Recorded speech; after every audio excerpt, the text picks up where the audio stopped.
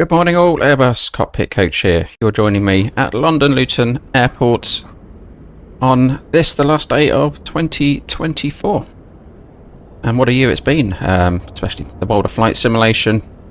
Got a new simulator, great platform to be built on. And also some good achievements in my own real world of flying as well, passing 10,000 hours.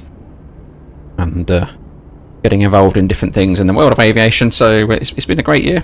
And in terms of the channel, we've had 165 different bits of content since we started right back at the beginning of April, so it's not even a year old yet, the channel, so we're doing really well. But yeah, thought I'd get a final stream in for the year and test out some of my settings for the new rig I've been building. So building the rig was the easy bit. Sorting all the software out was a 1,000,001 settings and all sorts of AI stuff that's been really messing stuff around a little bit. Everything comes with an AI package now, and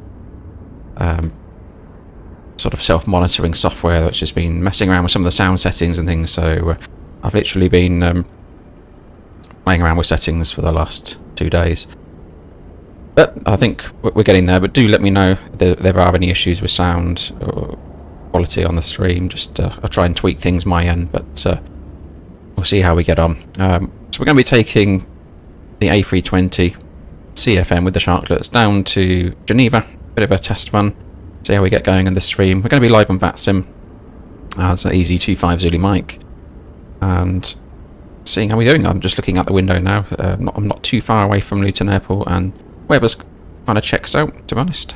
So real world weather's doing its thing. Was some early cloud, which is cleared. There was a nice sunrise this morning. I was out at sunrise. I walked to the shop, but that's cleared up. So Geneva, on the other hand, isn't looking so good. It's freezing fog at the moment in Geneva, but likely to be an auto land. We'll get in and have a look. So we'll look at the flight plan. Alric, good morning to you.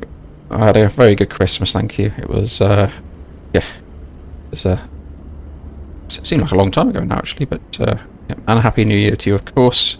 Yeah, it was pretty full-on Christmas we're hosting this year, so a lot of people around. But it was all good fun, all went really well, and finally put all those Christmas parties to bed. I even went to the work Christmas party in Geneva. There we go. I was out there. I was invited over there for my contributions to. Obviously, I've been spending a bit of time flying out there this year, so pretty much considered part of the team out there as well. So I've been around a bit during the Christmas party run, but all good fun. It's got to be done, and it's a great way to wrap the year up. So this was stand attempt number 3. There was 3 aircraft here at Luton. No, 2 aircraft, and every stand I chose had one of those on. So we kind of ended up here on stand 75. But see how we get going. Yeah, CT90. Good morning to you, Alaric. More fondue, absolutely. In fact, I've been playing around with fondue recipes myself at home. How to get that sort of perfect fondue. It's you have to, yeah, it's very you got to have the kirsch to follow it up. So the kirsch breaks the fondue down in the stomach. That's the idea of it. So it's all very technical. Good fun.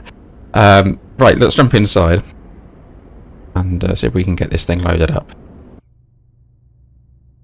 So, word of warning, Tobi eye tracker. I have Tobi eye tracker going. You may find it a little bit jumpy when I engage it. It's not my own settings, and we just have to roll with what it is at the moment, because they haven't got the sort of custom settings put into the sim yet. So that's that. And also traffic. I noticed traffic departing seems to have wheels, and when it lands, it just hovers for no wheels. No undercarriage. So here's what it is. Let's see if we've got a flight plan. Fondue Mountain Channel. Yeah, I could do that, you know. But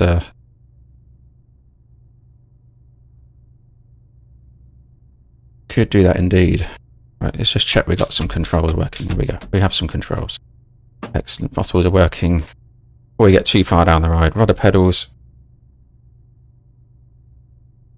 Okay, excellent. We don't need that. First officer's fly pad.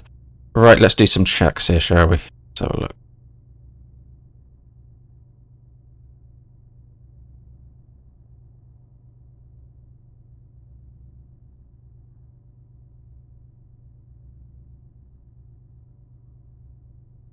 Interesting.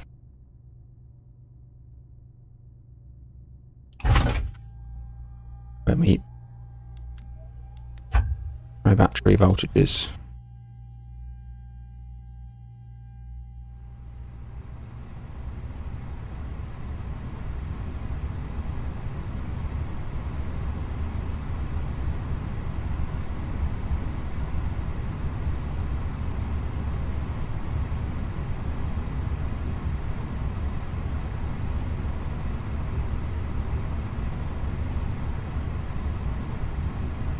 Have we got an electrical issue?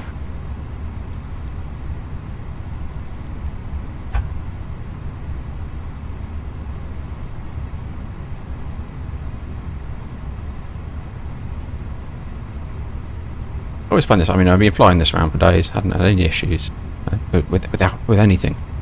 And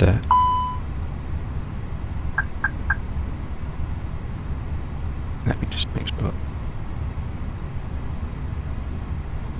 FENIX is fired up doing its thing. Version, all that's sorted.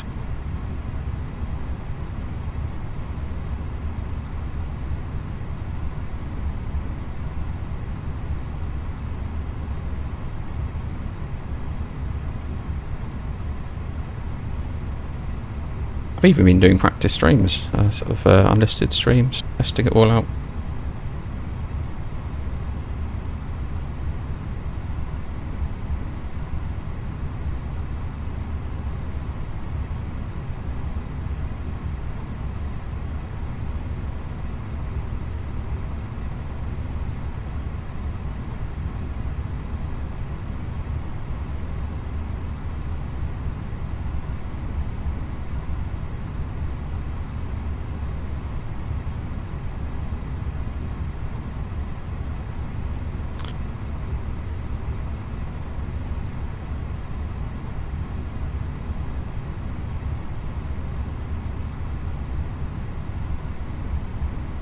Welcome to join me, Alaric. I'm going to just put the Be Right Back screen up and see if I can get this FENIX to reboot.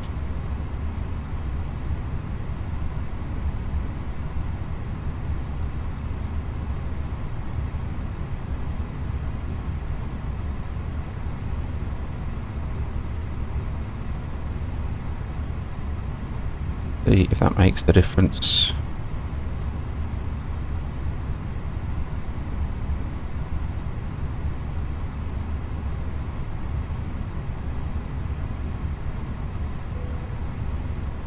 Which it does. Right. Let's try again.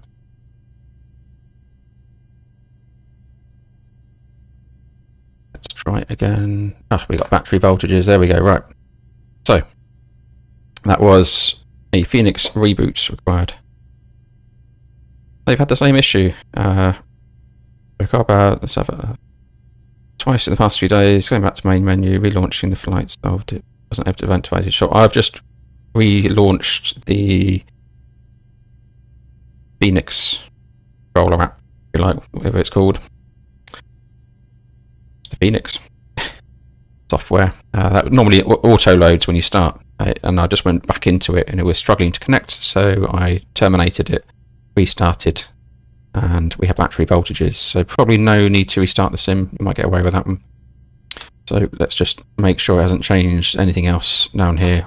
Things still working. Going up. All right. 5, 5. That's better. There we go. Have to overcome these issues.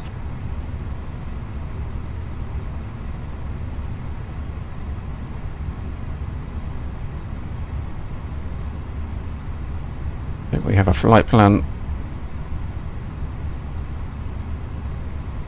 0 at 9. It's picking up. We've got bad weather coming in tomorrow. We might do a stream tomorrow as well. I reckon we could. It's supposed to tip down with rain and be pretty windy tomorrow. And I've had a recent storm practice. Storm Dara was particularly interesting for me. I was real world Barcelona, Luton. I didn't end up in Luton. That was a long weekend. Have a guess where I ended up. My diversion. I did come. I was overhead Luton. Winds were out of limits for a landing. Came down and tried once. High level pass second time, and then we were off. Having none of that.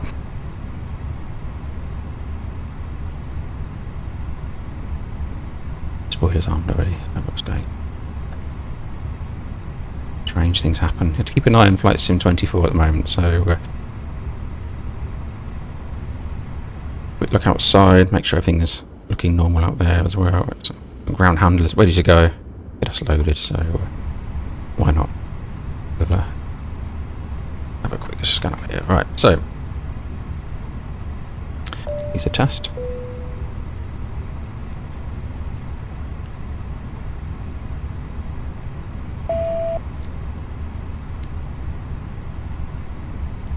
Oh, don't do that.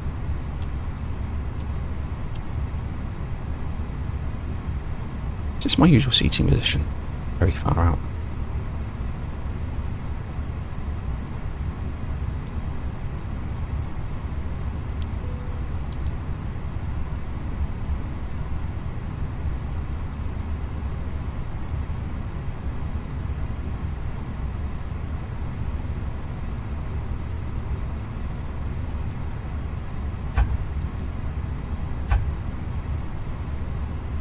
Turn the batteries off again.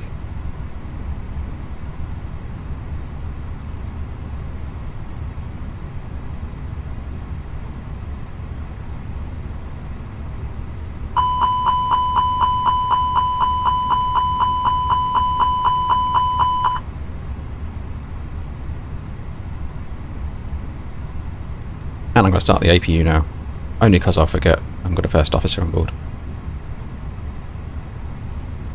Too used to having assistants. All this single crew flying is hard work, you know.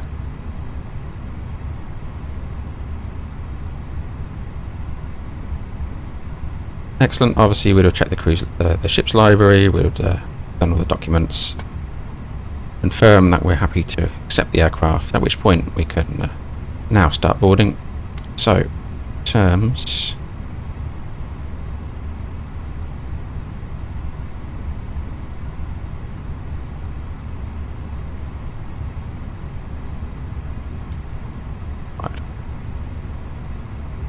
Where is that? Should pull in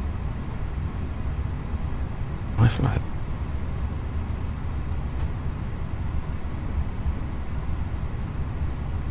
Normally it shows the planned. I haven't got a planned.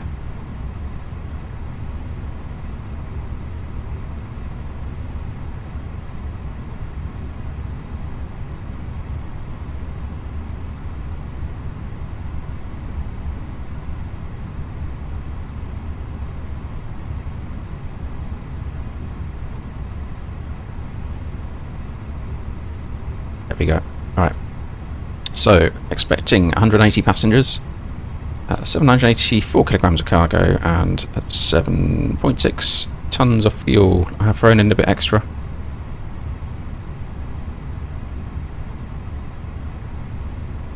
Yeah, hopefully this is why the single pilot concept is now far from reality, absolutely. Hello.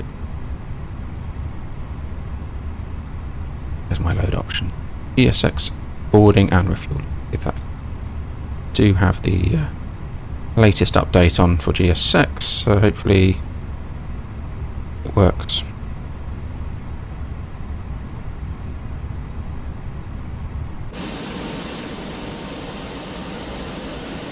Fuel truck's on its way, things are happening. Right, we'll leave that to do its thing for now.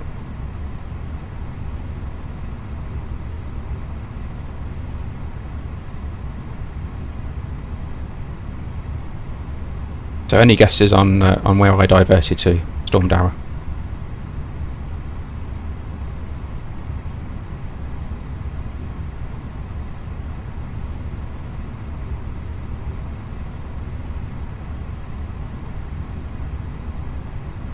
Zero fuel weight 59.2, fuel 7.5 tons.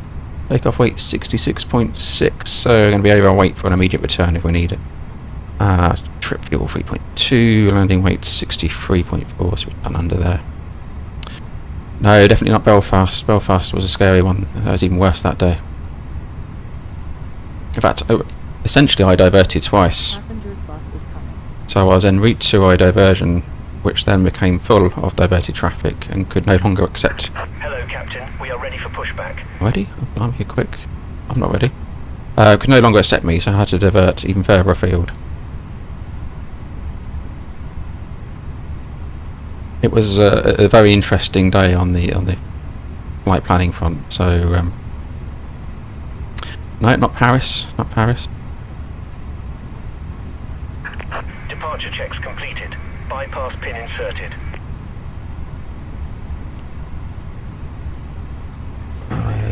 In date.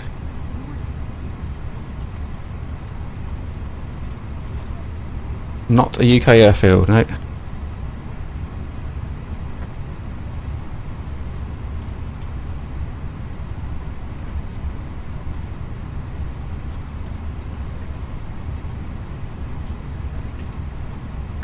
Locking gear. B5. Really, Mike.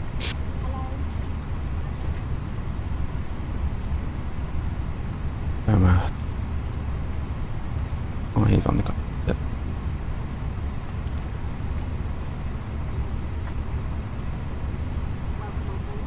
Not Zurich, no, not Zurich.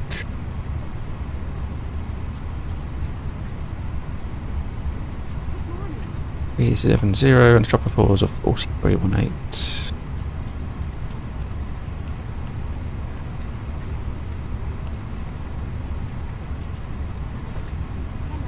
What was that? 4318. Off.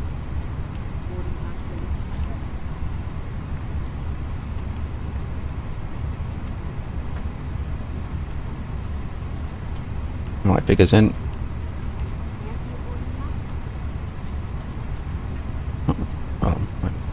4318.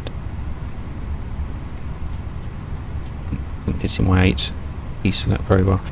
Right, and been in there.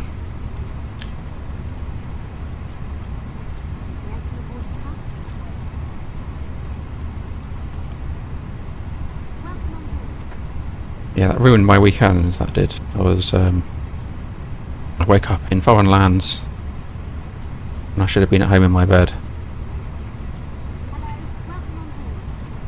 No, not Leon.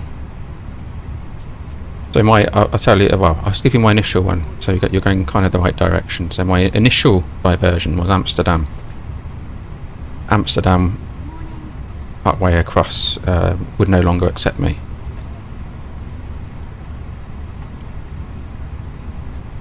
Now luckily we were well tanked up with fuel, but our ops teams have been looking at the situation, which was worsening. Means ending up all over the place.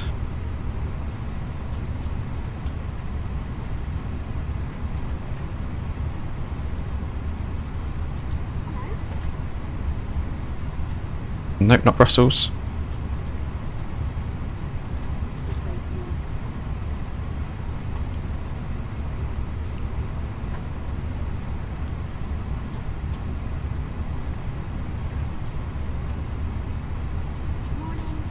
Going to be on the 1 Bravo 25.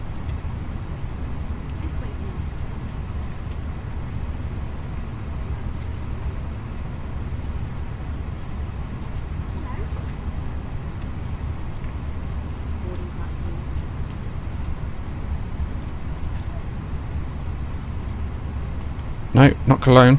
Not Cologne. Well, it is quite hard. I suppose there's a lot of airports out there, but it is a major airport.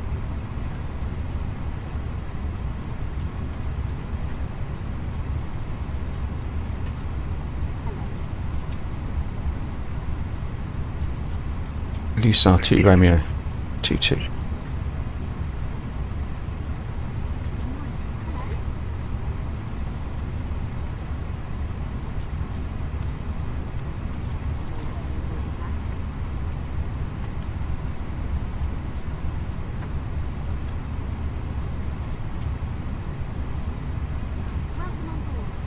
All looks correct. Sapri, missed approach out to 60 ME of the GBA and left turn to Sapri. Now I have noticed, I've been doing a few practice bits at Geneva in the sim, that the Geneva BOR is not showing in the database. That's not the only one.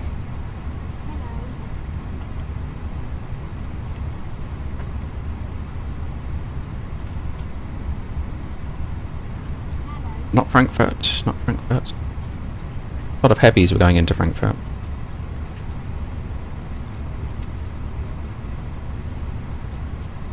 We got that. Oh, so you are. Alaric has joined us off to the left side. There we go.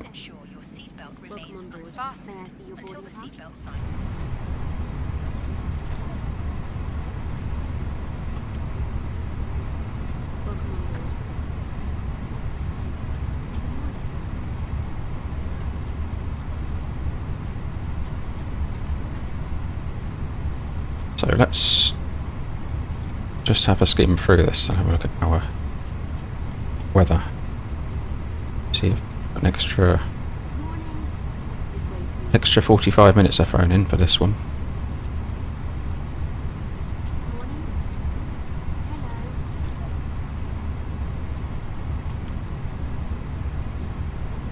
Additional 1.27 tons. Just because of that potential to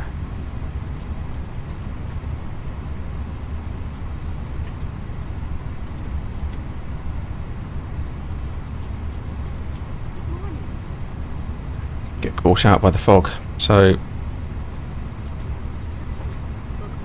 here we're fine weather-wise today, although we've got an increasing wind for the day. But Geneva's currently a variable 1 knot.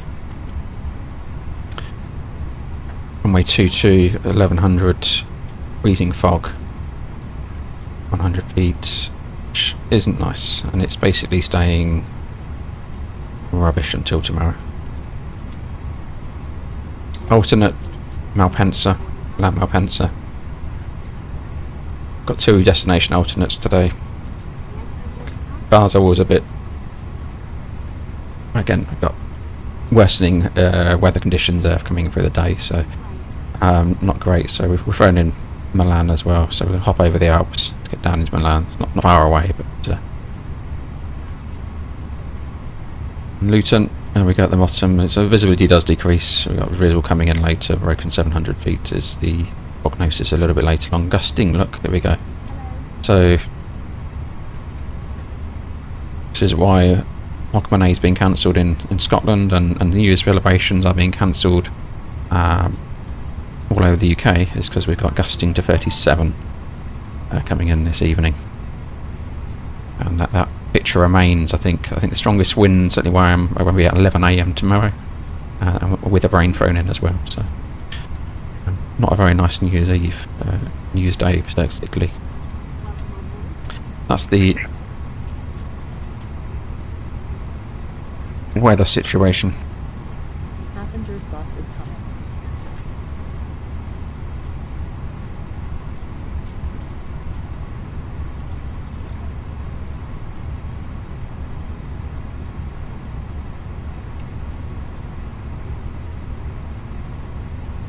Right, where were we? Weather. All very important, of course. We have a look at the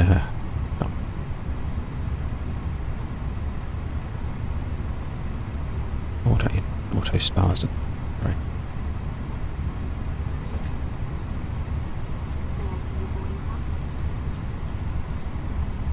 So departing, left turn out, up to 5,000 stop climb.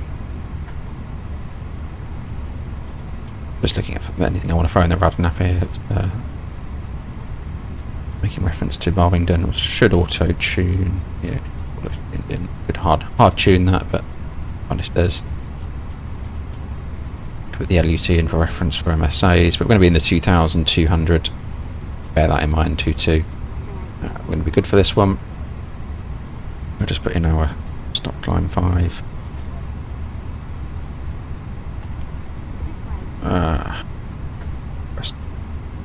Mini FCU not working. Let's just had an update. We'll unplug mini FCU, as I'll be inclined to use it.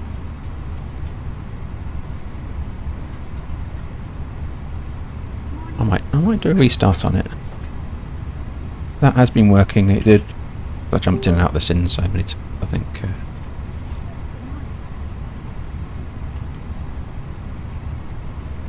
Oh, sorry about that. My pretty Microsoft's picture is today.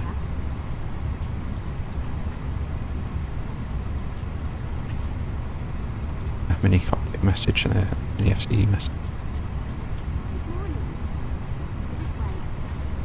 Hiding behind the background. No, we'll leave it. We'll leave it. I do like the mini FCE, but we'll go without.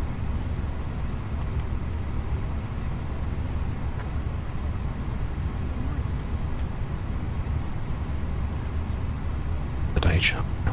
What we're doing. So we're over here. Not off apron. Taxi round, expecting Delta, Alpha 1, runway 25, and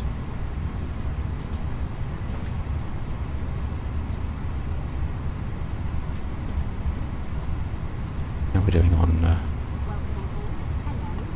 the loading. The fuel's pretty much in. Over 100. Just the people waiting on. They're for any passengers. See them on here? Yep, there they are. Keeping an eye on us.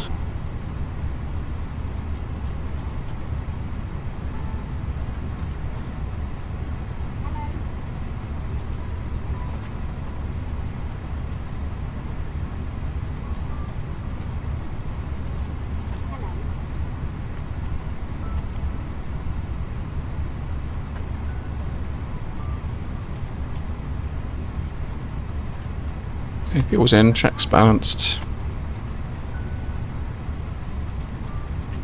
Get those pumps on, seatbelts come on.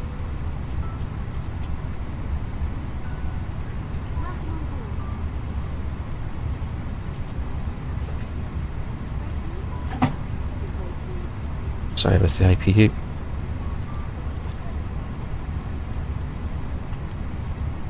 Andy, you got the wing FCU. Yep, heard good things about that one.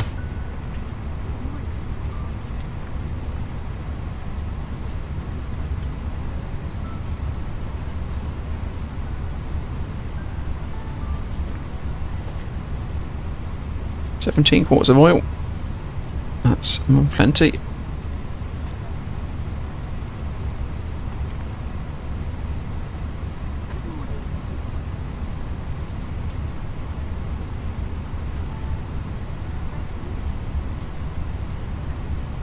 One 1020 latest UNH. Throw that in. I'm linked up. 1020. Actually, yeah, we're not at the reference point. That altitude looks a bit. I did magic B key.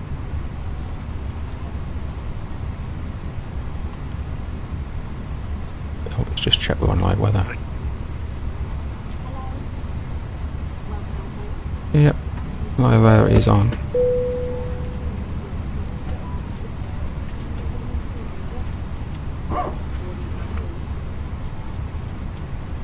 Robert, thanks for the sub. Might try reset the live weather. Weather off. Was that live weather on? Oh, that's live weather. Right, there we go. Let's just check that then. B, yeah, 1020. Okay. So, throwing in a few more clouds, basically.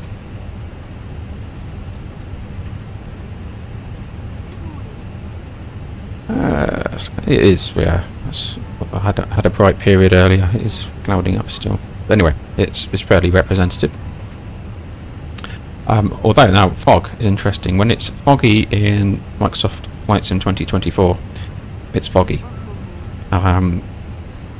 Usually, the number of autolands I did in 2020 was minimal because it would be forecast fog, but you'll break down, and usually the last 800 feet or so will be clear. The fog will sort of sit above, unless it's sort of really, really bad. But in 2024, I have noticed if it's foggy, you are landing in fog. So,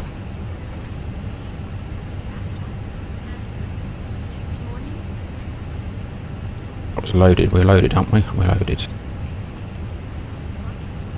Oh no, people won't land. I thought that was the that was the subscriber alert, wasn't it? Throwing me.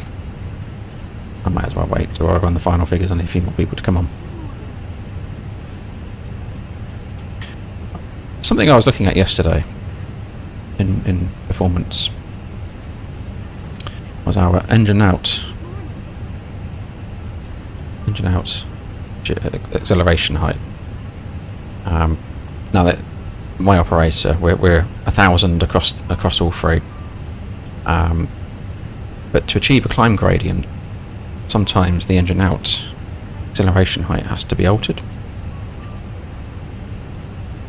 In some airports you will see that change, but I don't think that's modelled here. Certainly with my work tablet, if we like, there are airports with very specific climb gradients where it will actually alter your engine out acceleration height. So it does become a variable figure, even though we fix the starting point in. I don't think that that's modelled. I was trying to play around with that a bit yesterday. But, you need to make sure, though, always, that you're not reducing your thrust or your engine out acceleration height. Let's say you had an engine. If this was a particular airport with a certain climb gradient was required, let's say this was 2,000 for the sake of discussion, saying the point, and we reduced our thrust at 1,500 here as we are today, and the engine went pop at 1,600. We therefore on climb thrust when we want to be on takeoff thrust still. So we won't have enough thrust here to meet the climb gradient to get to engine out acceleration.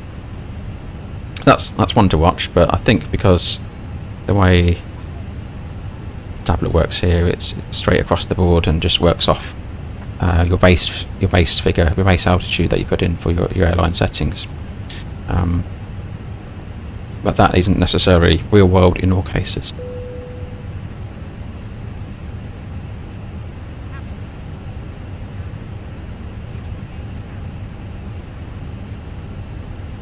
Right, loaded.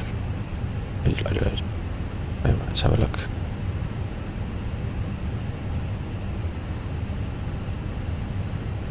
Let's try then from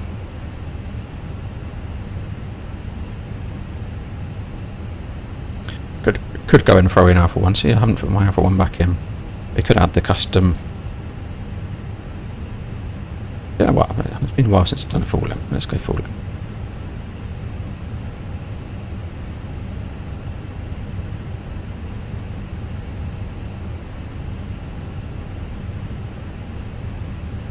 Checking no precipitation.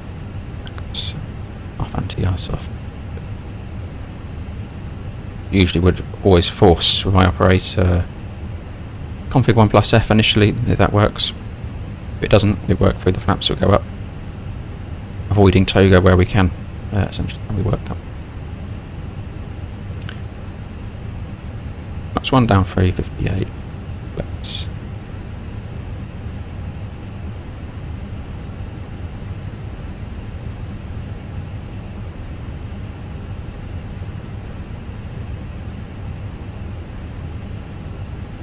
Did I send my mass and balance over as well? These things, I don't have this in the real world. These are things we need in the real world. Do we ever have only one pilot in the cockpit? So let's check our green dot speed cross check. That's a good check to make.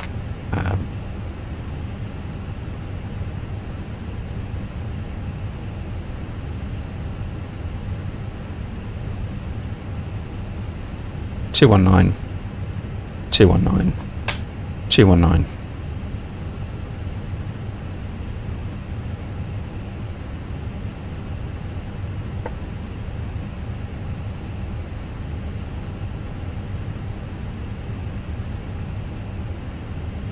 So that's essentially saying the data we got in here, weight-wise, is matching the data we got in here. It usually show up a discrepancy. Check the green dot clean speed.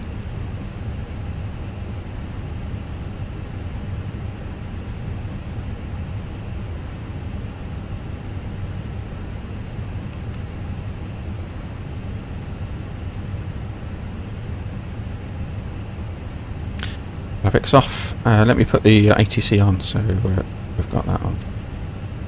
You know, on. I think we're pretty much good to go. Although we haven't done a. Right. I think I put in my fixes. Out.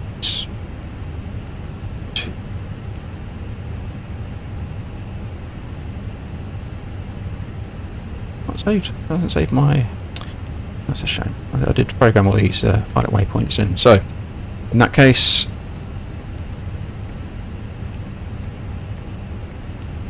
it's 25 miles out off runway 25, 20 miles off 07.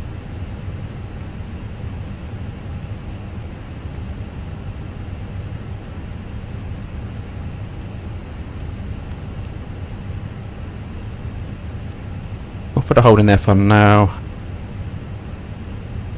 Coordinate with ATC. Most likely they'd probably want us to go to Zowie if we can, but in an emergency situation we're telling air traffic control what we're doing. They're not telling us. This is particularly unsafe.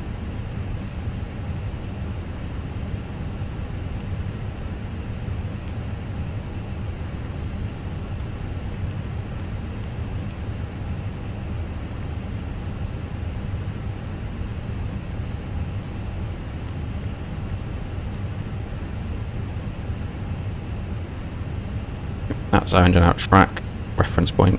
We need it off runway heading.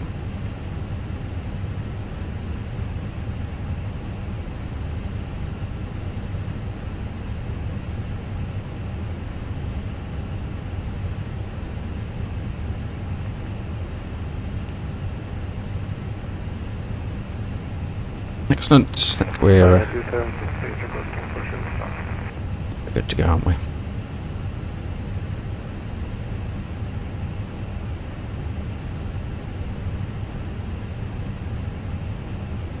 Take off runway 25 full length, Robin 1 Charlie. Departure, stop climb, 5,000 blue. MSA 2,200. Extra fuel. Already got my 45 minutes, 1.5 tons, 44 minutes checked. Hotspots for the taxi out. There aren't any on this side. Hotspot here at Luton's hotspot 1. So taxi out, Delta Alpha 1, going full length runway 25. Engine out SIDS in the box. In terms of return, so we're a little bit overweight, so we've had to make something immediate happen. I would probably go for a longer runway than Luton, if we can. Obviously, if it's a dire situation, we'll be coming back in. And getting the aircraft down, but if we've got time on our hands, we'll take a longer runway. Return. The weather's okay here. It's obviously we're worsening picture over the UK today. No non-standard ups, no threats live in VATSIM, other than new software and things we're probably not installed, and things we've missed, and all that kind of good stuff. But other than that, good to go. Any questions? No questions. Briefing complete. Okay, get that on.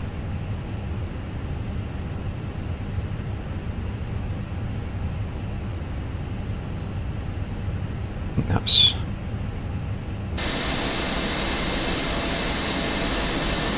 Stairs back. Eric's ready to go over there.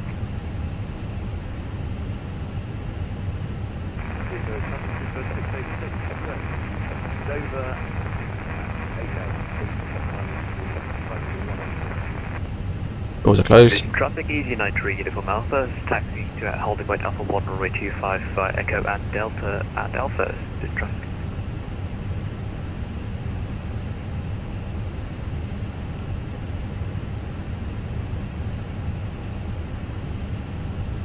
That's waiting for me. Removed from ground services. Traffic convicting 21 Alpha, taking off runway 22, climbing through 273, looking for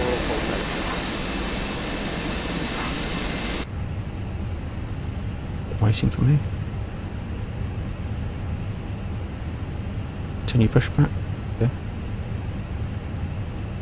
So I'm going to go no. So left. Release parking brakes, please. Luton traffic. KZ25 Zulu Mike expression start. Sound 75. Release Luton. parking brakes, please. Parking brake released. Commencing push. All engines clear. Start at will. Cleared to start. All start checklist. Parking brakes released. Takeoff data is confirmed. Windows are closed and locked. Door is not locked. Goodbye. Should be locked. Lock. And beacon is on.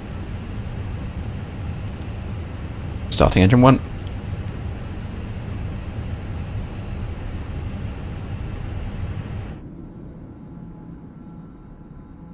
Wing walkers. They've just been updated with a glowing wand, I believe. I just read that in the notes. So we'll have to check that out at night. Make sure they're wing walkers. Buttons are glowing in the dark. Ladies and gentlemen, please observe the cabin crew member closest to... See you, engineer Alec, in the fog. We might not see you. We might be there somewhere, but we probably won't see you. Thank you. In the conditions. Stand to traffic, Easy 21 Alpha, route direct to Utah. Stand to traffic. Ladies and gentlemen, welcome aboard our Airbus A320. Please pay attention to illuminated signs and crew instructions, including the following. Starting engine 2.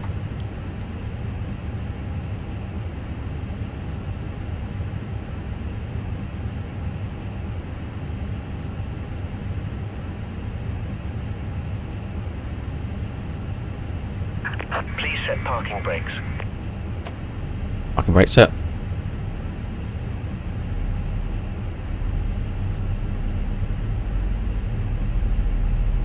An emergency.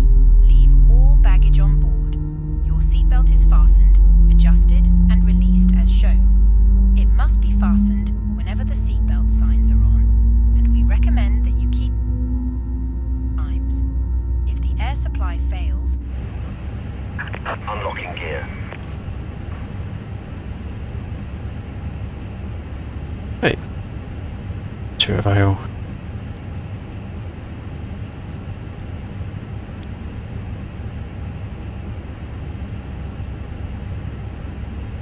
Terrain on my side, I guess. Disconnected. Bypass pin removed. Left is clear. Right is clear.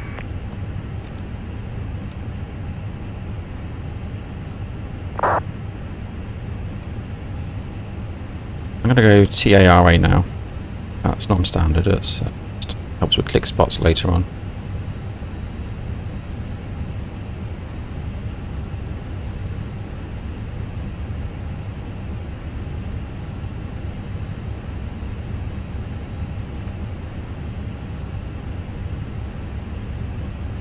Set. With flight control checks here on stand, so should have nose wheel is on a separate axis. Right. Elevators full up. Pull down. Neutral. All right. Pull left. Whiskey 34184, Rudders. currently All right. 10 miles outside of Stansted Pull left. Airport, altitude Neutral. at 4,000 feet, will be approaching by runway 22.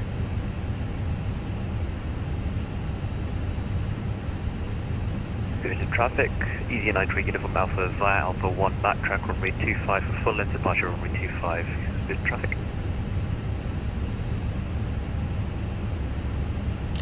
Let's see if we can get this Tobi eye tracker going.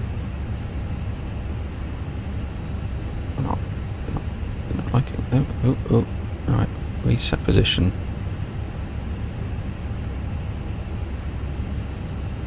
Left, right. There's a little bit, it's not my settings, but we'll go with it. And losing traffic easy, 25 Zulu Mike's taxiing for stand 75 via Echo Delta Alpha Alpha 1 runway 25 full length. Luton traffic. Okay, parking brake released. Settings are a little bit bouncy. Brake check. Pressure 0. I do like the eye tracker for the turns.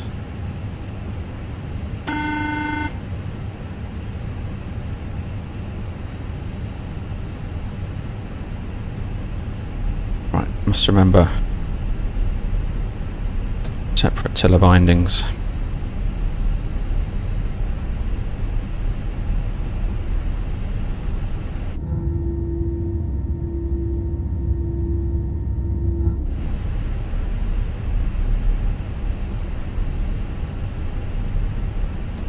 Okay, we are clear left side and clear over on the right.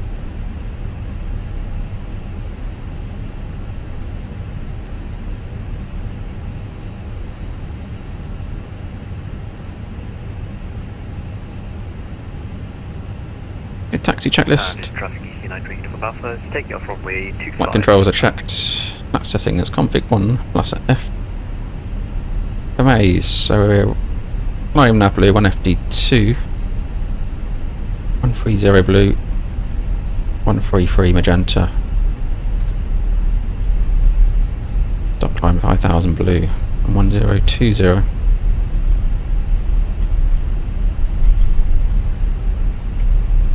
Radar and predictive wind shear on. There goes Alaric, straight ahead.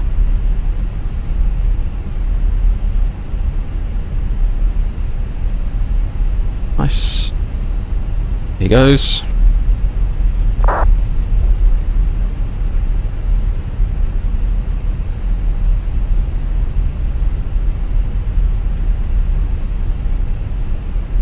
Big spots with the eye tracker as well, so you like to do that. Yeah, you're off the centre line. Think memo takeoff now, blue. Taxi checklist complete.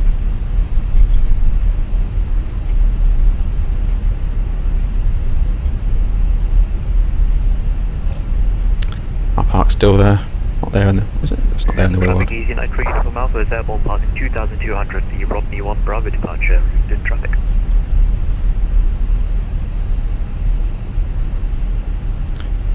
Clear right side. And clear left side.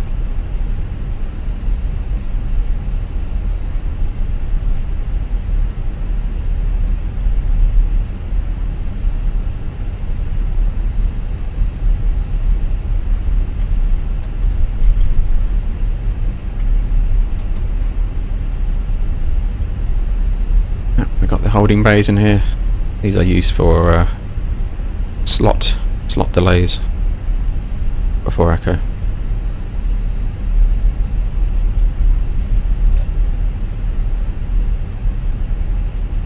Right, I'm going to take the eye tracker off just for a second. I can have a quick glance over here. Traffic, try 973, taking out 22, Stansted traffic. 1020, so the performance is remaining the same.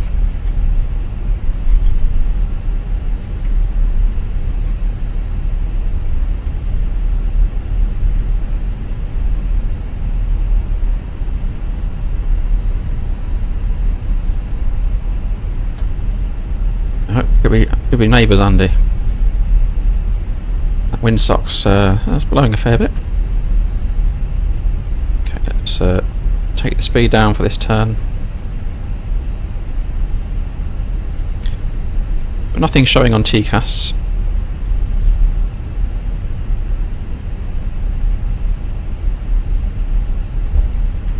Nothing showing on Fat Spy. And Luton traffic, easy 25 Zulu Mike's backtracking runway 25 Archer Luton. Okay, now my strobes on.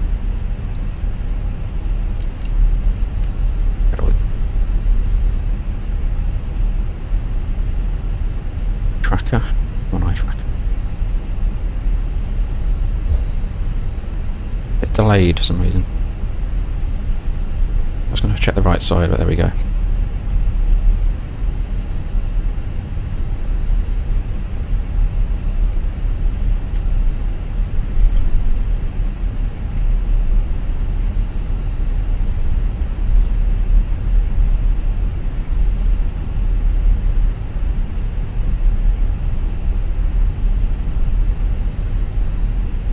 Eye tracker is great for these kind of turns where you're spinning the aircraft around.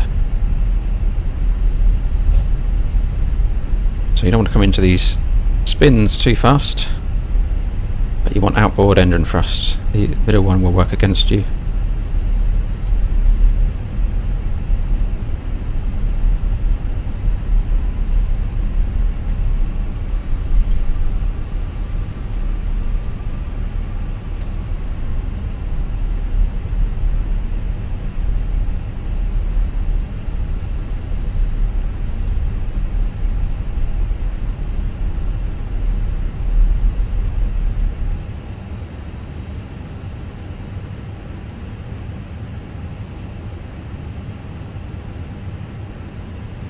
We didn't take our pack stuff, did we? So 20 seconds for those valves.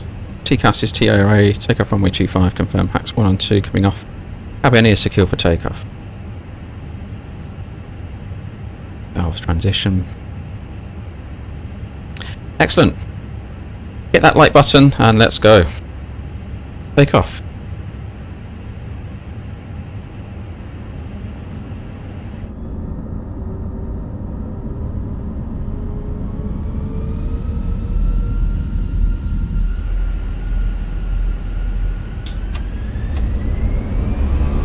Luton traffic, easy 25 Zulu Mike's departing runway 25, only 1 Bravo departure.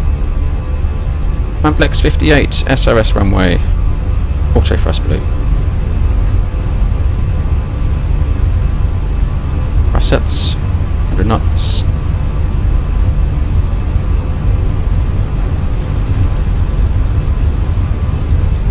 P1, rotate.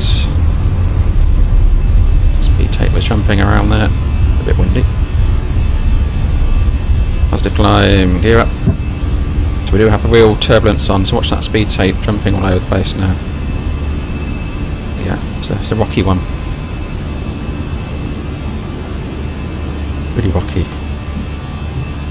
AP1.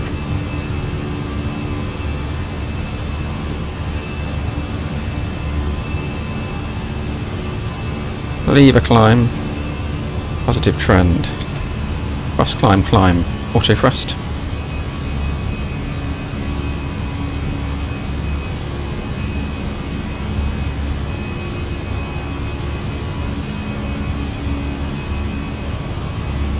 Back 1. Speed. Accelerate a little bit more because we're jumping around a bit. Speed checks, flaps up. 0.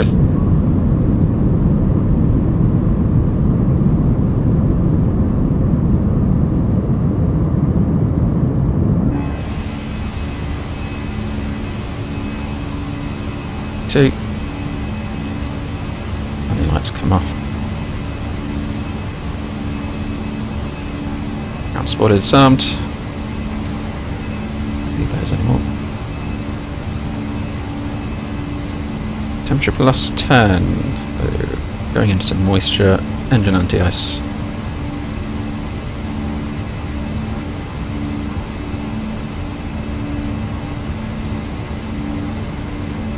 continue climb up.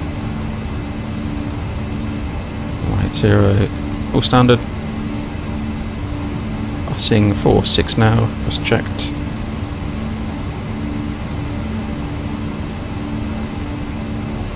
Dim that down a little bit.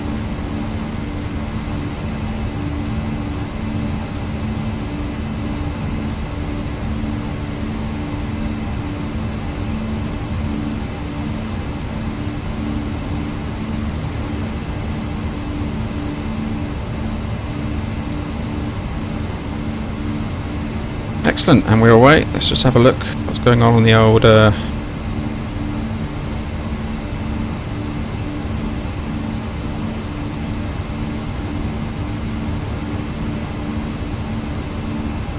Alaric's about to turn to the I think his left turn, I think.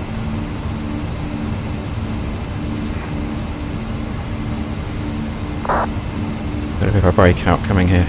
There we go. There's the breakout. Ultra settings, there we have got everything up, cranked up on the new rig. Light Sim 24. Gotta say the clouds do look better.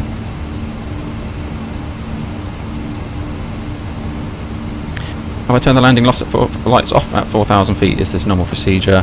Yes, it's pilot discretion essentially now. It used to be 10,000, a lot of airlines. Obviously different in other parts of the world, but tops are pretty much down to pilot discretion. Quite often we don't turn them on until we're on final approach now.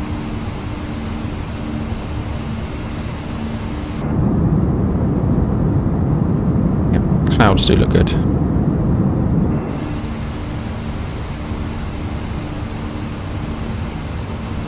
Anti-ice can come off.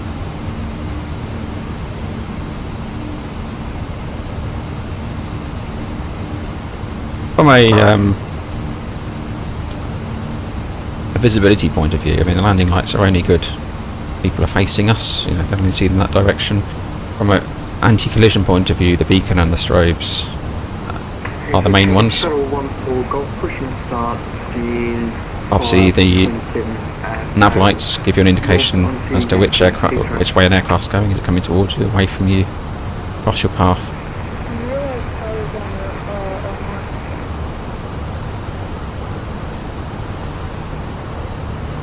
What PC specs, Mike?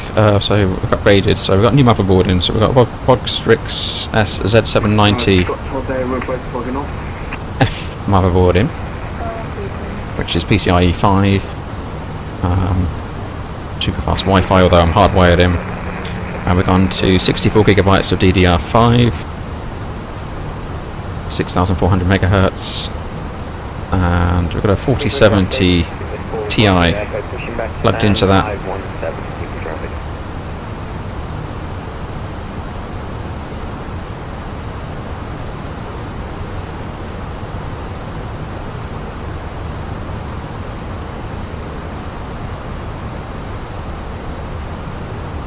Yeah, I think I've updated pretty much the video description. I think I put most of the lighting yesterday, but that's the I've just been building that, so I'm all into the building side of it, which I quite enjoyed actually. But we should we should zero out the rust index.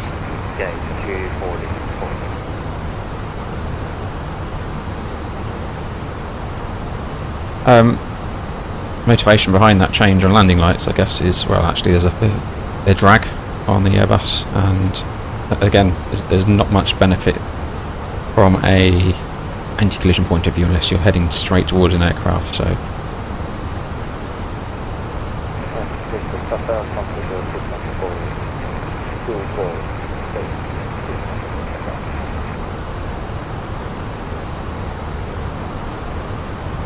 seatbelts nice and smooth and come off cabin. And we'll continue climb. Plug in 370 shower. Going up.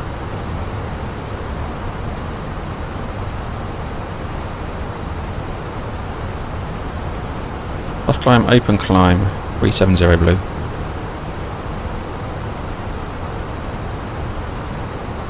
All this AI, so when you update all your drive, it's all got AI packages now, it's sort of controlling everything.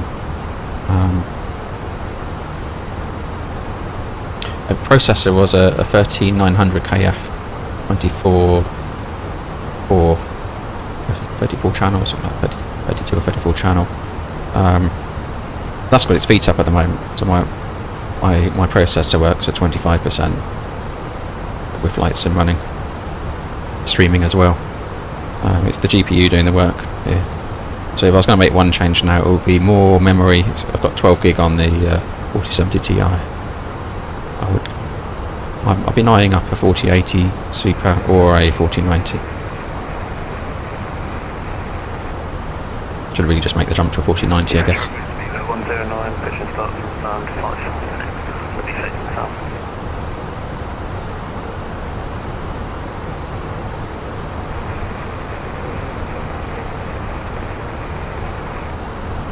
So about to make the left turn over Compton.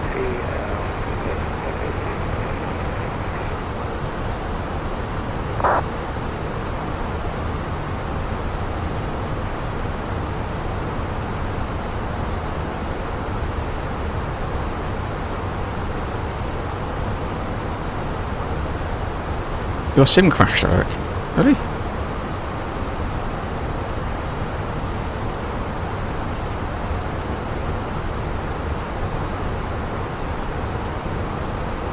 There's a few. So, Mike, yeah, you at my fix info. There's nothing in the rudder now.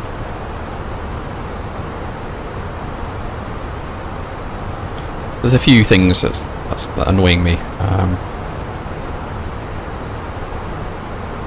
24. It doesn't save your control settings, so every time I go in, I have to reset my default settings, which are all defaulted to how I want it, but it doesn't memorise those, so I have to change those again. That's a bit of a pain, but it's one of those things.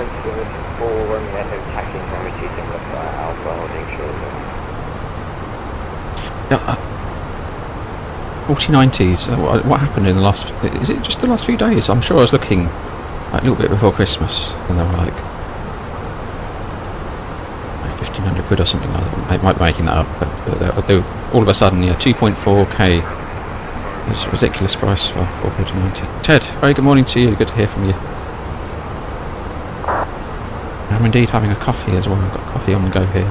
Coffee number 3.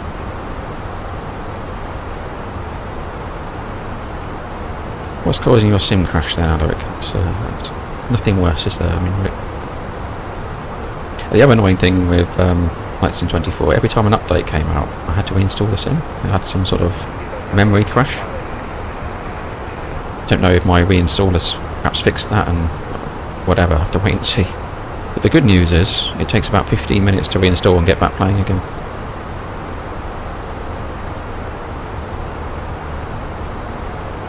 I mean, that I had, so I have cleaned off Microsoft Flight Sim 2020 just from a potential conflict point of view and things getting a bit messy.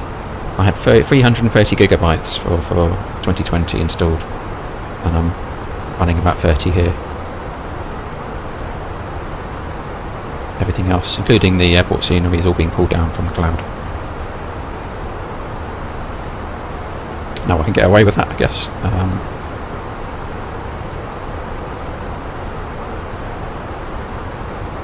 The fast internet connection, so gig download. Bring up the, see what the computer's up to. So frames per second currently 111. CPU's 24%, GPU's 90%. The GPU, I mean, there's always going to be a bottleneck in the system.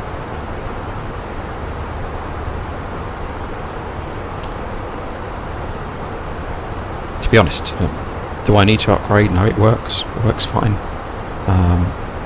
Especially considering I'm streaming as well, and the GPU is doing a lot of that encoding work as well.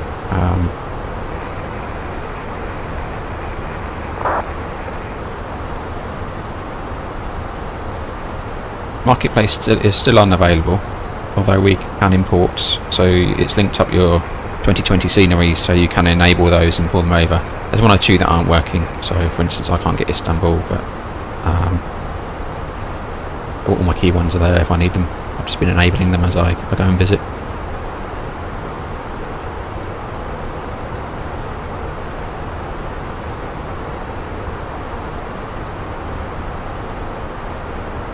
Pretty message, been there for a while. Someone telling me I'm late, probably.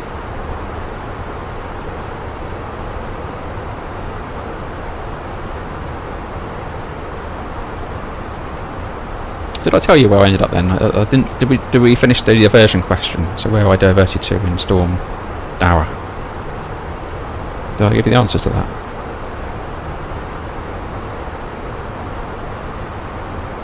So the journey was turning Barcelona Luton. It was an evening flight. Initially diverted to Amsterdam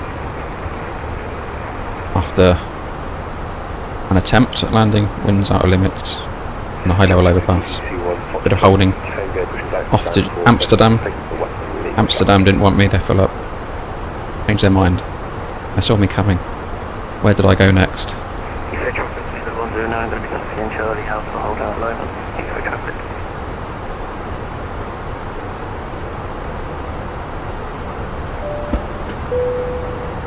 Andy has become a Type Rating member, and welcome to Type Rating membership. Thank you very much for your support there, and thank you for becoming a Type Rating channel member. Excellent. Thanks for your support, Andy.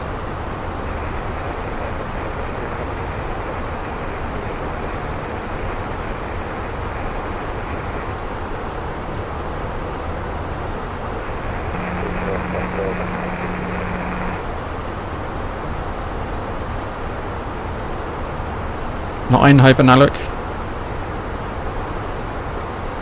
So all add-ons in 2020. So I was the same. So I was pretty much using Marketplace because it's all very. It's just easy. It's all in one place. So I was trying to avoid having all the different add-ons and bits and pieces.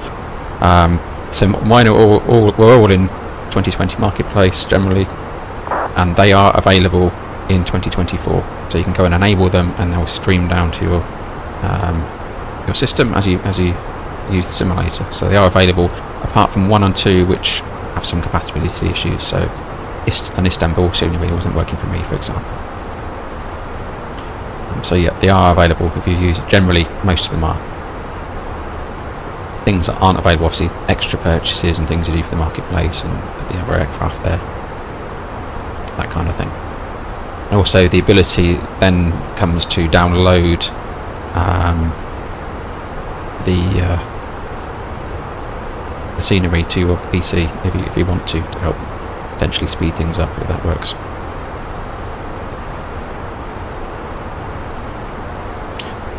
Andy, really appreciate all the videos and technical help. It's no problem at all. No, thank you all for your support. Really appreciate it. The channel's come a long way in only 9 months, and we're up to 3,700 subscribers this morning, so that's great. And it's I do it as a little bit of a hobby. I'm learning things myself, actually. Getting into this has not just helped me with the streaming side of things, which is all new to me, but also building a PC. I probably wouldn't have done that if I wasn't messing around with all this kind of getting a high performance PC to that kind of requirement. And also video editing is another skill I've been working. So I was up till 1 AM learning how to do learning about nodes in DaVinci video editor. There we go. Some fancy stuff you can do there, and got more very exciting. But stuff behind the scenes. I think Alaric mentioned that the sound has been a bit off in one of the recent videos. It was absolutely doing my head in. The last few days I've been basically listening to myself. There's nothing worse. Just on unlisted streams, on videos, and there were some AI software and there was NVIDIA Home Cinema, type software interfering, dubbing down my sound. It was all over the place. There we go. We sorted it. I think I sorted it out. Hopefully the sound's okay for you. This morning on the stream, nobody's complained yet. So.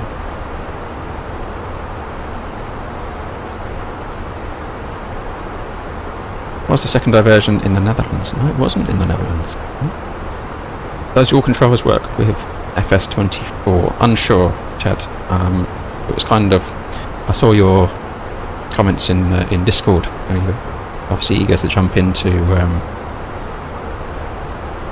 share cockpit, but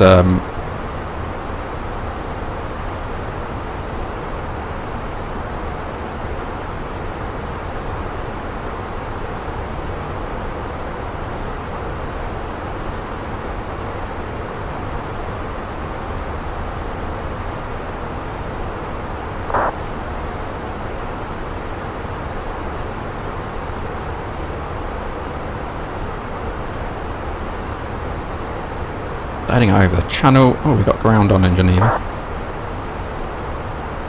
LRX disappeared from radar. He's lost in the channel, fortunately. No, not Bremen. You say that the sound's fixed now, but it's different on a stream to how it is in a video recording.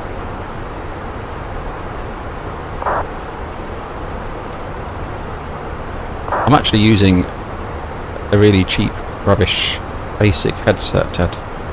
I don't even know what it is, but it probably cost me 20 quid. It's certainly nothing special. It looks like it's falling to pieces. It's a bit, you know. If it was on the Airbus, if I had to be replacing it by now, so I've tripped over it so many times and run over it so many times with my chair. But to be honest, you don't need... You've got so many settings you can adjust. You can make most mics sound good. It's just tweaking those settings. But again, streaming settings are different to recording settings. So when I do a video, I'm like, okay, it's fixed, and I go in there.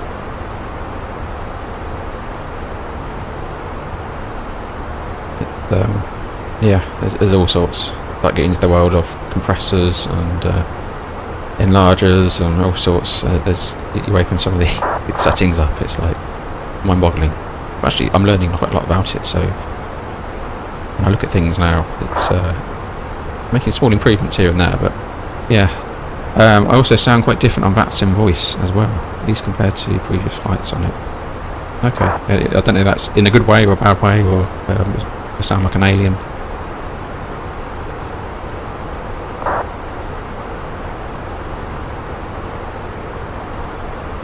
One thing I would like to get next, so I've got my eye on, is not just the 4090, it would be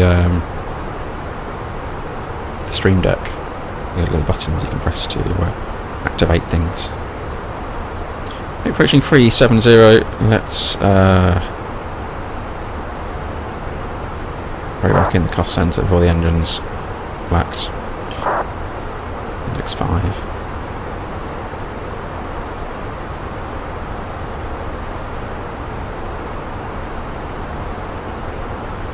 Map.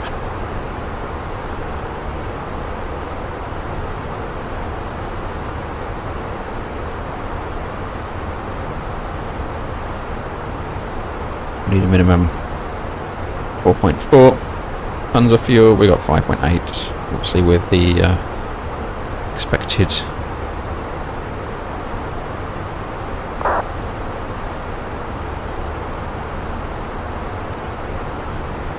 fog. We've got nearly an hour now for extra fuel. We can hold Mach Alt Star. We can hold over the Lake of Geneva.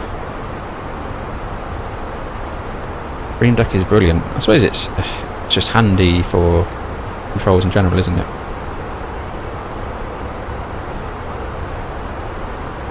Now working with FENIX on 24. Okay, interesting. Oh, you're getting colder with France, Alaric. Getting colder.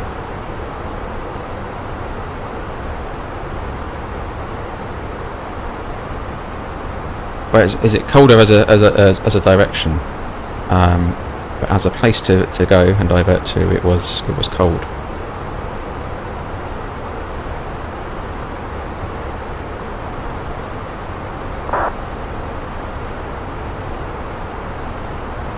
I'm not sure about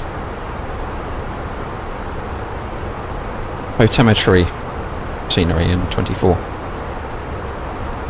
When I enable it and disable it, I don't see a difference, and that was huge in 2020. And I actually preferred the 2020 photometry to 24. I think from a, if you want to call it the satellite imagery point of view of the ground, looks better in 2020 than 24. There's something, maybe that's where the performance gains comes in, but I'm kind of struggling a little bit with, not the graphics, I mean the quality is good. It's, let's take my house for example. In 2024 I landed there on a hot air balloon on my drive and went for a walk around, but generally the road I live on wasn't as realistic as the 2020 version. It doesn't, you know, it's not replicated it quite the same way. Mind you, I had maybe had graphics pegged down. I mean, to go back and land a hot air balloon on my drive again, but as you do. Actually, I quite like the hot air balloon. I'll have to do a hot air balloon stream.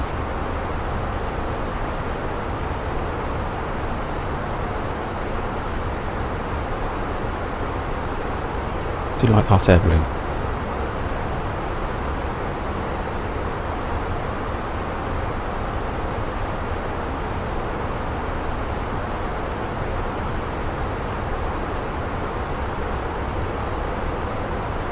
All very quiet up here under that spite. A bit lonely. But Geneva ground still online.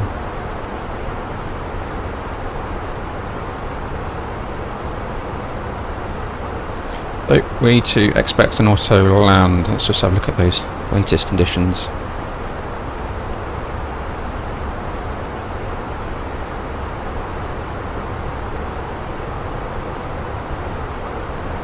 Not Germany. I'll give you the first name, you'll get it straight away.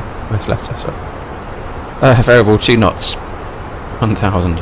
Visibility 600. We're coming in 2-2. Okay, the conditions have improved a little bit on visibility wise on 2-2, but yeah. Freezing fog. So at this point, actually before we would have departed, we would have had a bit of a discussion with the first officer in terms of our currency, in terms of doing auto lands. So with my operator, we'd have to have performed an auto land in the sim or real world within the last 3 months. It's 90 days, which I have in the real world, so I'm all signed off for this one. I've done 2 quite recently actually, and having been based out in Geneva not so long ago, quite familiar with the auto land into 2-2 as well. So that's not a problem. It's whether everything else is working system wise with the aircraft. Currently no problems, or auto land capable. We've got no downgrades, and there's nothing to suggest in the NOTAMs that the airfield's expecting any issues with the ILS or so forth. Obviously the aerodrome needs to be in LVP, low visibility procedures, so the antennas aren't interfered with by taxiing aircraft, so they hold further back from the runway. All that kind of thing needs to be in operation for us to perform this viable landing.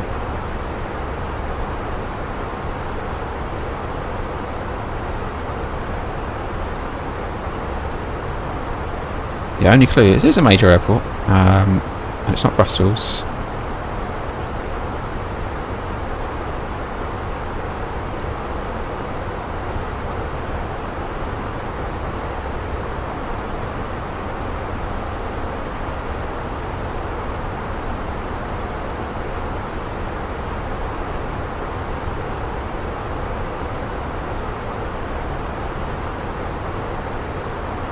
What circumstances do we turn terrain on? Actually, I mean, sometimes we have it on so we can see kind of a nice outlayer where we are, so you can, it does help you with a bit of situational awareness. So you can have it on at any time. Usually one of us will have it on, and certainly going into Geneva we'll have it on. The Waterland, one of us will have it on, the weather will be on one side or the other. So that's how I usually operate, with weather on one side, terrain on the other side, unless you've got clear conditions and terrain is the main threat.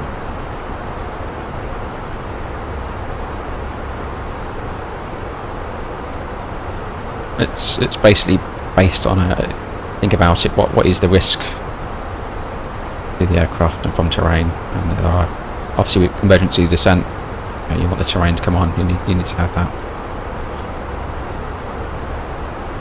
Helps with your situational awareness of the terrain around you.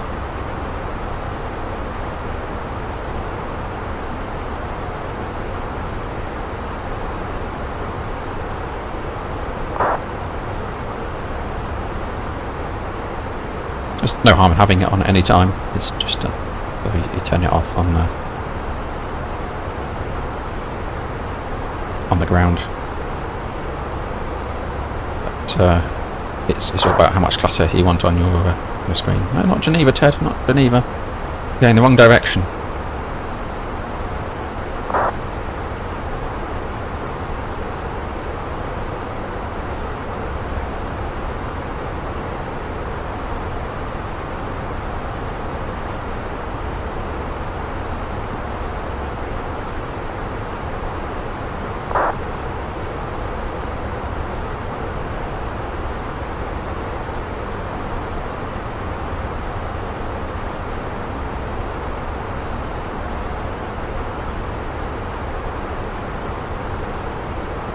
Yeah, going off.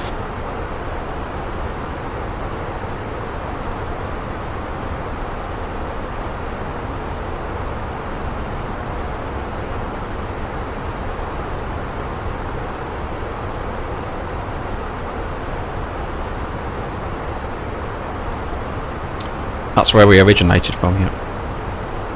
Eric.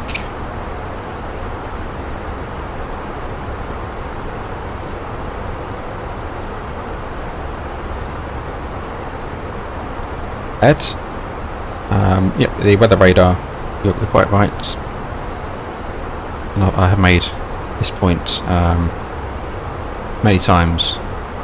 It's a huge traffic and weather are huge parts of what affects our life as a real world pilot. So having that in the sim, really important. You know, the weather radar will always be on. We'll always be making decisions around the weather radar. We keep getting told, as Alaric saying in chat, that they're working towards it, but remains to be seen if and when that happens. We need to sim, but for me that's really important. The other side is, yeah, I'm always deviating for weather, usually at certain times of the year. Huge impact, and it's a huge risk to aircraft safety. You know, you wouldn't be flying around without a weather radar. Normally, I wouldn't dispatch an aircraft. It could fail en route, and you can take a risk analysis of that. You may well divert depending on how long the flight is and where you are. Yeah, you could say this is an undispatchable aircraft without the weather radar, so really important. And the other side of it is the traffic. I've been playing around with the new Beyond ATC updates. It's working quite well actually. Having that impact of traffic around you and being vectored and delayed and all that kind of thing. So the weather and the traffic for me are the big checks in terms of getting everything else. So we've got a great aircraft here with the FENIX. It's all very, does what it needs to do. It's not Billand, Ted, not Billand. Yep, Ed, we'll be deviating around any Julian and Nimbus Cloud CBs. 10-mile clearance on those at least. Talked to you a long time about weather. I did study meteorology. I did a dissertation on thunderstorms. Where was Ted? Billund. He's getting warmer. He's getting in closer to the correct direction.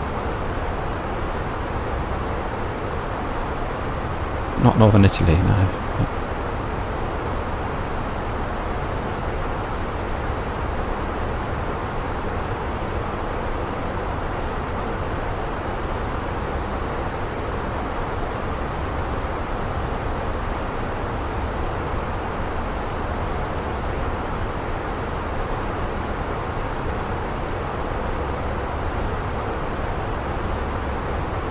It was quite a long trip in the air, but one we planned for.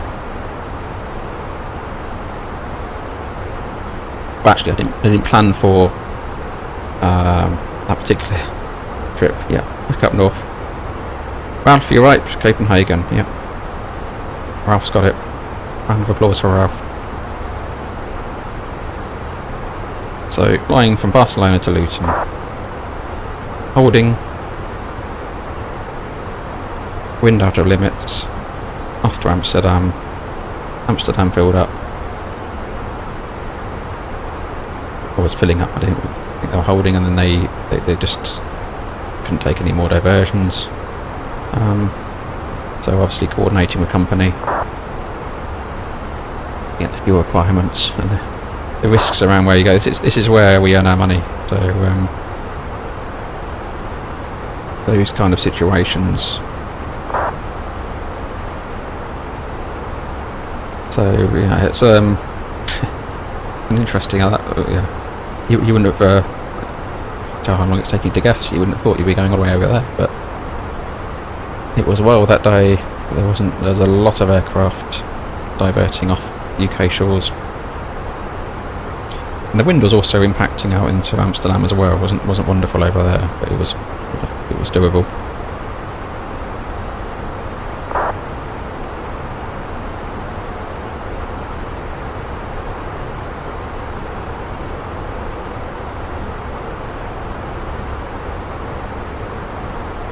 I'm not going to see much of Paris today, fortunately.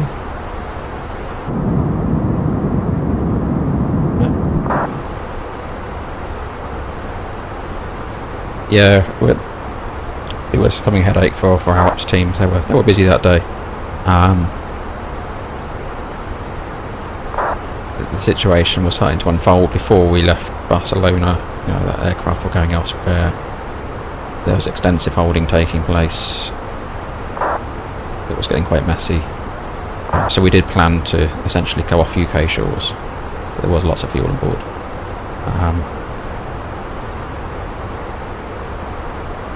Yes, Ed are based in Luton real world. So yeah, it was. I needed to be home that weekend. I needed to be at home the next day as well. Family events and everything. But that's life. This is life as an airline pilot. Yeah, woke up the next day in Copenhagen and confused passengers as well. They're like, how can we be going to London and end up in Copenhagen? I was like, oh, what's going on? Initially we're telling them we're off to Holland and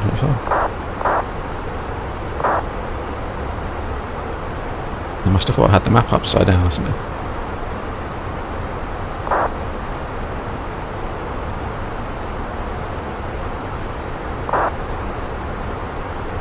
But yeah, this is where you need a good first officer with you and do that coordination with operations. You're doing the decision making process between you, looking at the options, seeing what's best.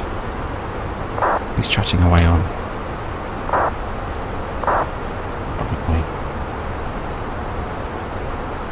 People telling each other to be quiet, basically.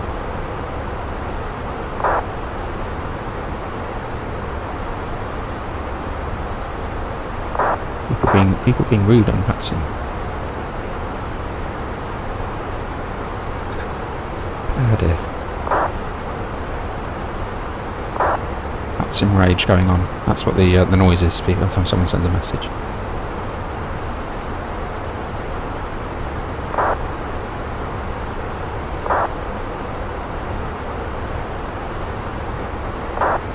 I might just kill that noise for you for a moment. If it's annoying me, it'll be annoying you. Hey Chris.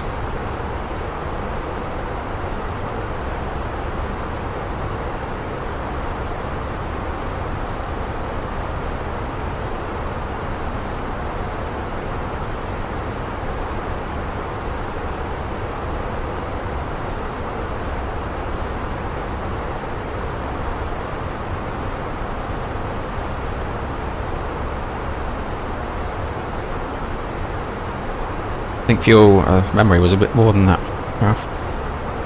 In terms of the extra. We're pushing 6. Luckily we didn't have a full load. Otherwise we would have to be decanting people or cargo.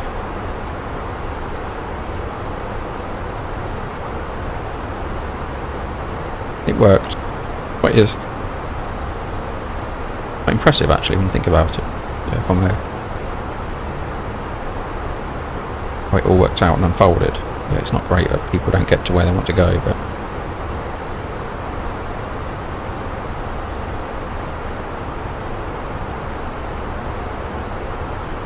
I definitely felt like I had put a shift in that day. And the next one, unexpectedly. Right, what are we doing? Let's start thinking about Geneva, shall we? We're going to be there soon.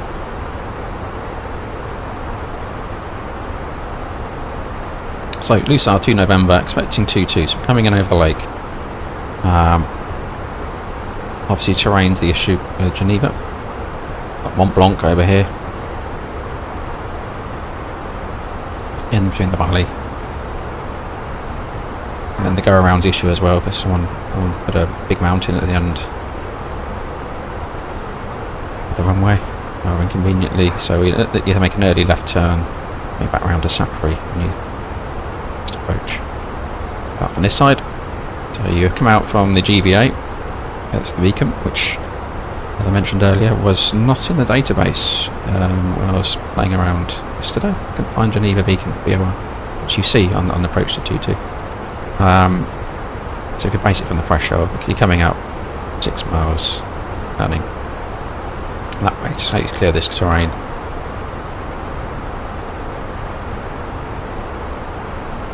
MSA 7,000 this side within 10. Not recrossing the that line there. Getting too close to terrain as it rises into Mont Blanc.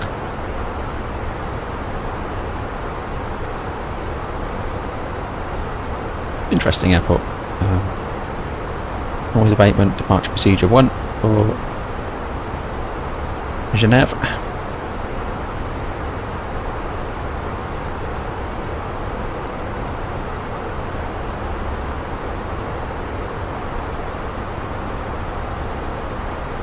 Yeah, VATSIM standards. Right, you're right. I haven't been on VATSIM to be honest that much. I've been listening here and there. Checking out the performance and so forth, but they're still firing away in the background. I've turned it off for you, but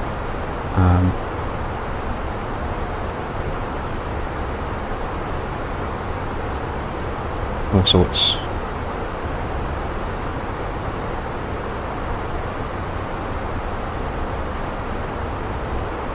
Like on there last week, my mic kept getting stuck on. I was embarrassed. Happens, doesn't it? But happens to the best of us.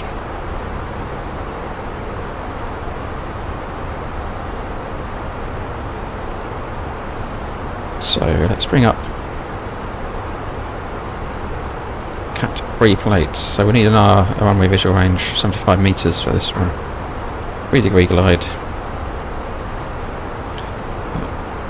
There. Under 3 degrees. Position 7,000. We're going to be in the 7,000 MSA zone. 4,000 the platform. Missed approach. Inform. Oh, it's no, sorry, missed approach. Runs 314 on it. GG803. Turn left. So I think 803 is at 6 nautical miles from the GVA. It's 184 on the turn, missed approach.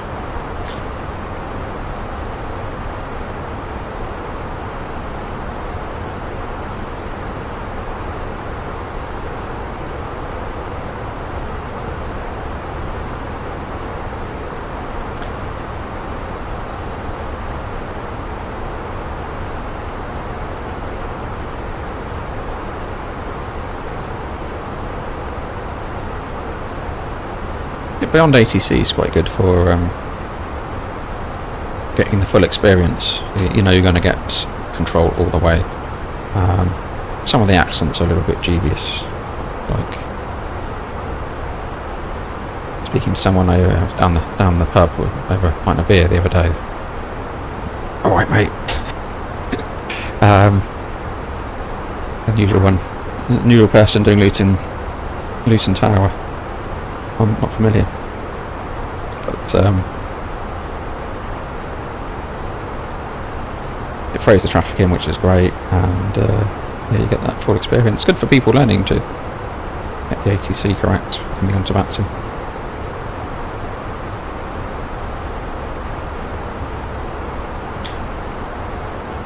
MS24 hotkey question: what is your disable auto button, autopilot button on your control linked to Microsoft Flight 72024? I believe it is autopilot disconnect. I have to change it. Autopilot disconnect, I'm sure I did, because it was originally, it wasn't the on off. Pretty sure it's autopilot disconnect. It did play up on me.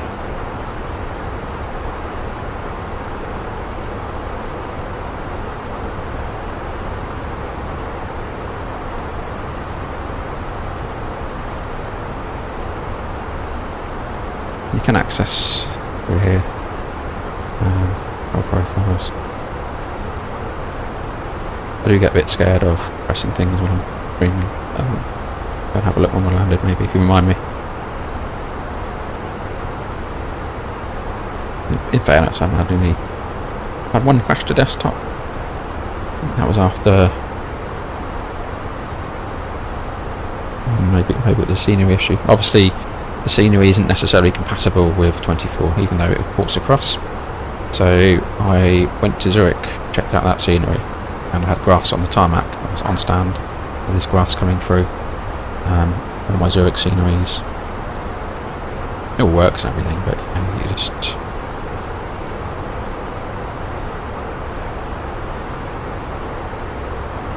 looks a bit unusual.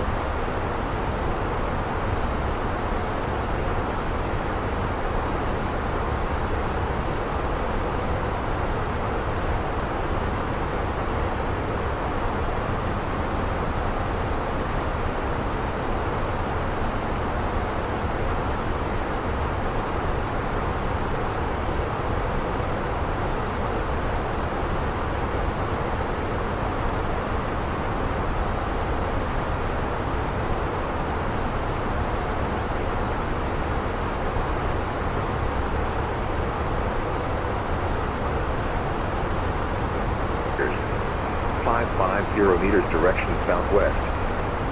RVR runway at time 1,900 meters increasing.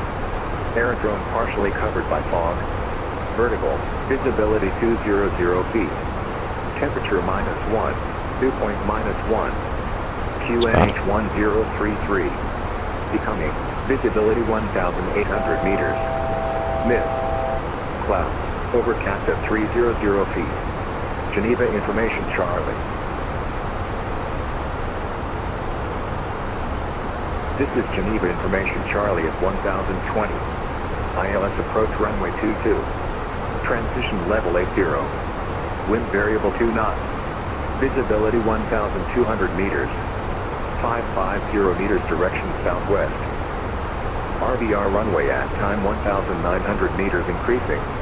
Aerodrome partially covered by fog. Vertical, visibility 200 feet. Temperature -1, dew point -1. QNH 1033. 33, so 1,900 meters increasing visibility is good news.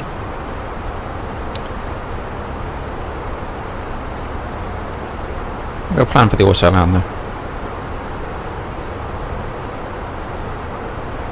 In fact, we will do an auto land.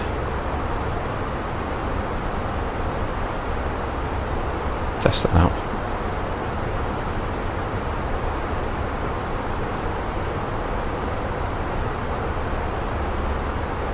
We do sometimes get asked to perform auto lands on a particular aircraft if it hasn't done one in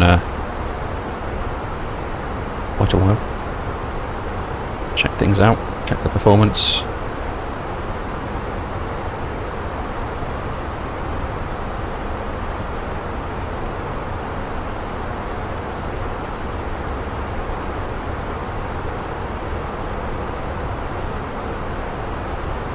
High pressure. In this dew point matches the actual temperature, so when you're going to get the fog risk.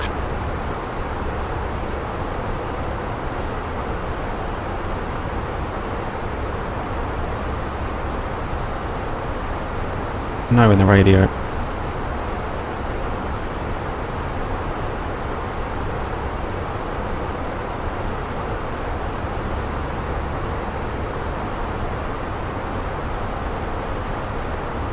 Potentially, although knowing the Cat 1 conditions, yeah.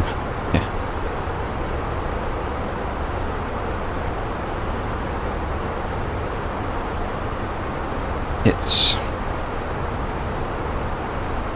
in the simulator. I'm dubious as to whether it will be.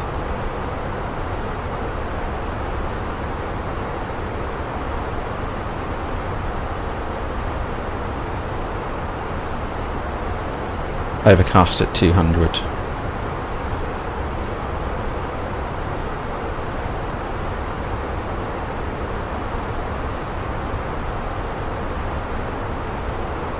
No decision height.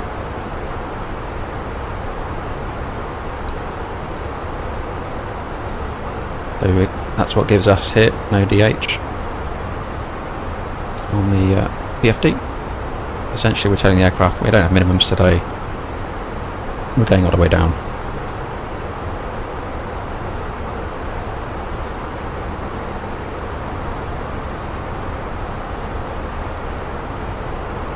So we do not have minimums here on the radio altimeter. So the Cat 2 you do have 108 feet. Cat 3, no minimums, no DH.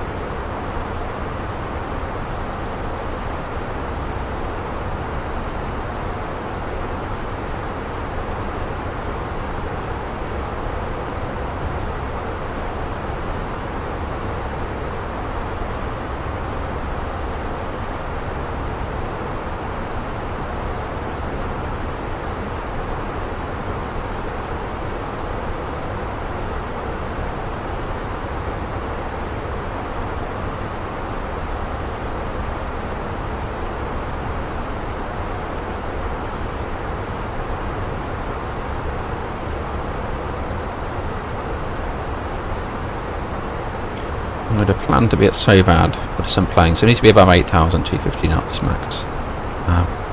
Level 100 usually works.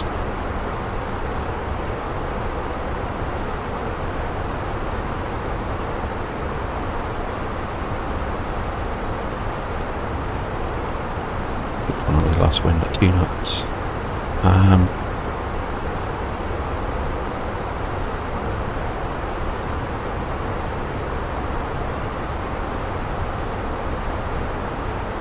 Would have the same effect, Alaric, but yeah, just serves as a reminder.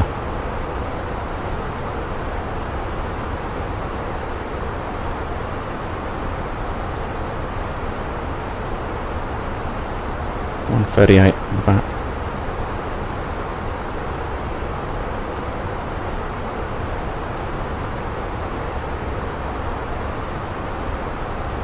It's so bad, we can't be going to be at 13 plus 8. So I want a hard tune at 100.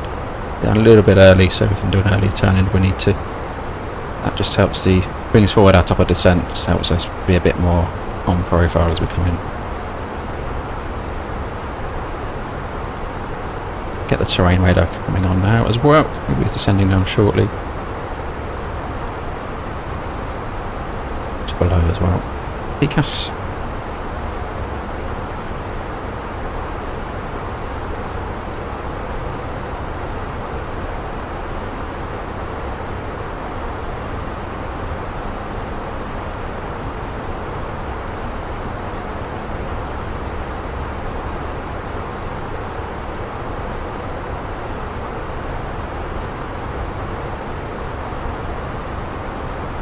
So, with 75 metres runway visual range, what we need.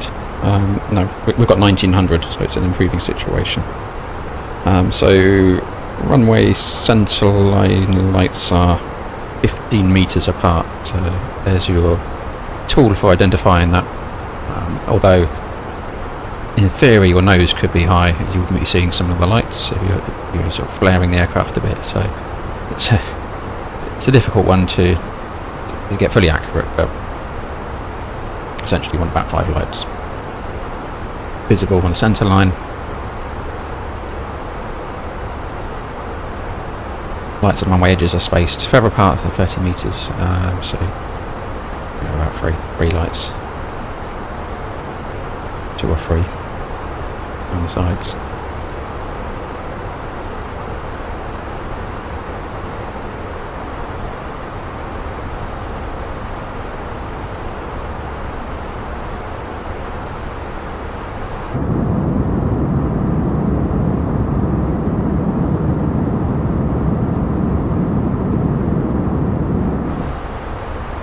Obviously, had any issues, we could enter the hold. They'll probably put us into the hold at Sovad over the lake. We currently have just over an hour of fuel, which is what we planned due to the conditions today.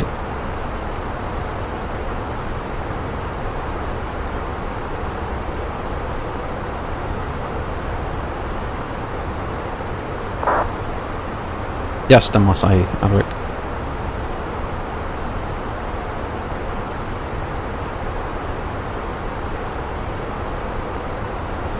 Right, I was thinking about descent.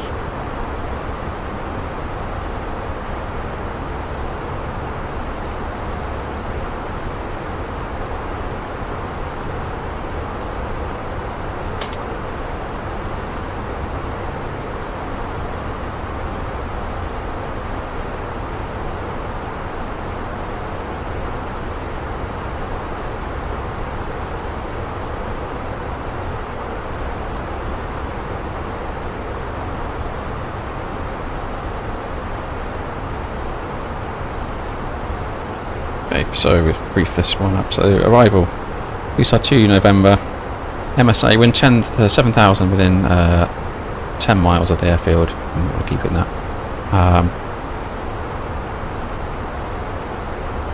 Runway 22, concrete paved runway. ILS, so no minimums, cap 3, auto land expected today, which we've got set up. We are current, aircraft serviceable, and we don't get told, but we presume the airfield is in low visibility procedures in the sim. So in terms of go around trajectory, initial climb clearance 7,000, on climb on track 223 to Golf 803, turn left, maximum speed 185 knots, direct to Sapri. Essentially straight ahead, it's about 6 miles out is Golf 803, and a left turn. I must remember the left turn, that's key. Remember, missed approach, straight to 6, left turn 7,000, Sapri. We'll be go around minded today. Obviously, with conditions, we won't take any risks. Although, you could argue that the go around is a risk itself at the terrain. But we're well briefed, it's not an issue. Extra fuel we just looked at, so we've got just over an hour, so plenty of fuel.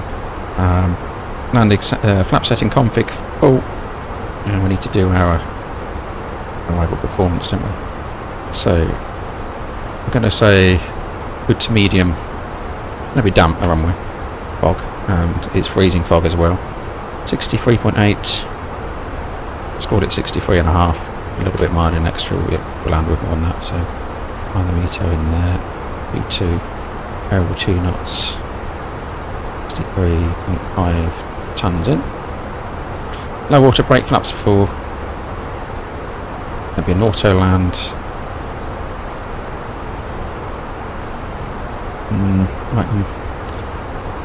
Might go max reverse on this one. Assuming the worst case wind, variable, that's all achievable on low water brake. So we'll select that now, and we need to come down. I said yes, we need to decelerate. And come down. We're going down. Cabin crew, double descent. Fast idle descent. 200 blue.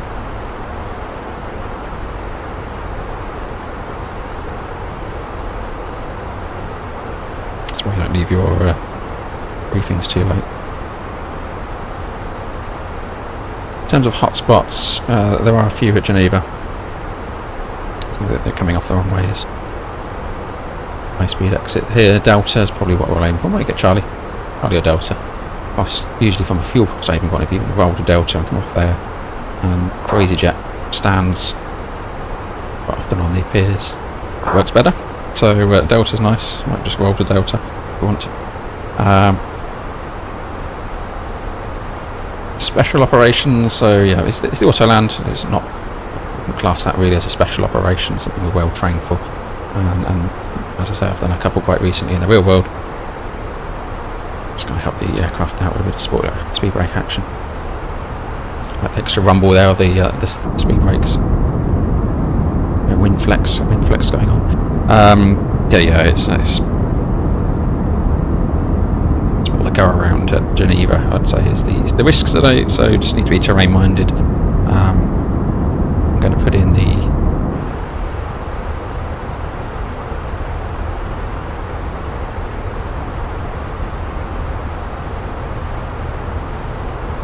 you'll see if it finds Geneva again. So GBA. It does not emulate a base. Geneva's not there. They will base it off the airfield. LS. Golf. And we'll put a 10-mile radius in and around that.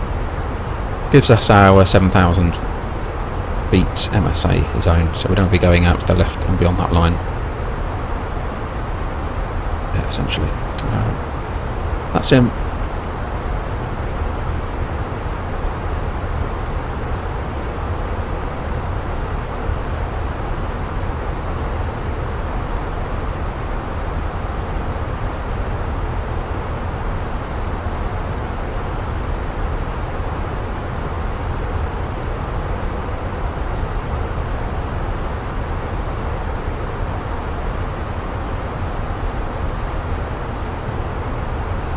Golf 803 on track 223. 223 check. Tappery 7,185 in, so missed approach is good.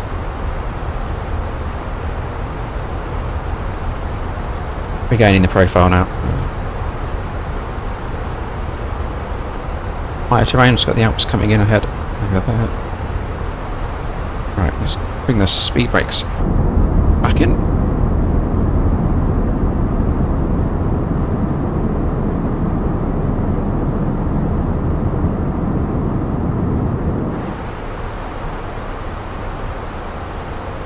And the other risk, obviously, icing. We've got freezing fog. Want to be landing with engine anti-ice on. That's it, I think, for the frat side of things. We're briefed up.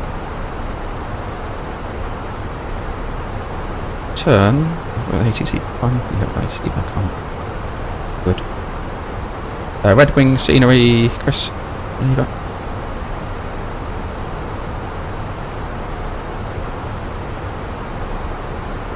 I like that scenery as well, it's quite a detailed one.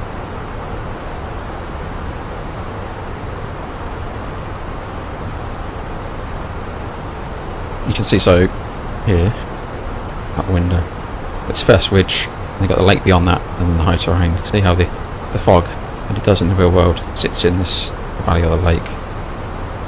Obviously you get that temperature difference caused by the water as well, so it can cause fog to build up and hover around all day.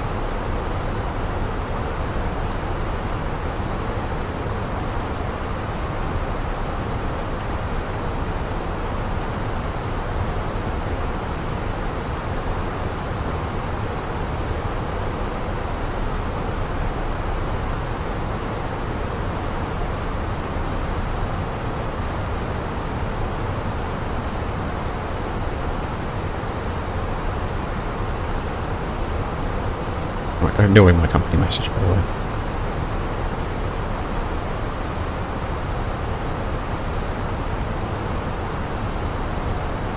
So Flight Sim 24, touch wood, so far been okay, other than that.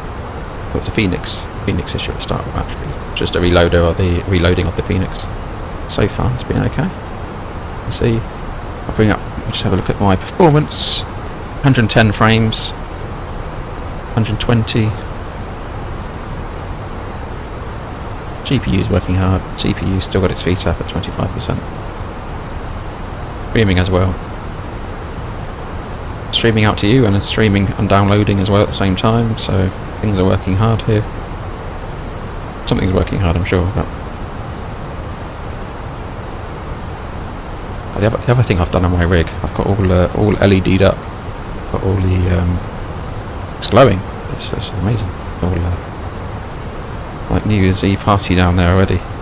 But what I've done with the front fans, I've linked it to the CPU temperature. And I can see what what's going on down there. Hovering at about 60 degrees at the moment.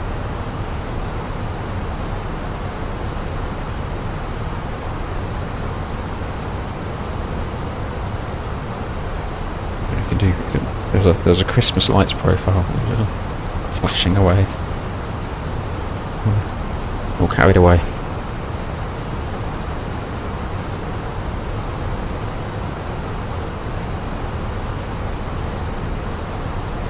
AI cooling profiles and all sorts. Speed up star, let's keep it going down.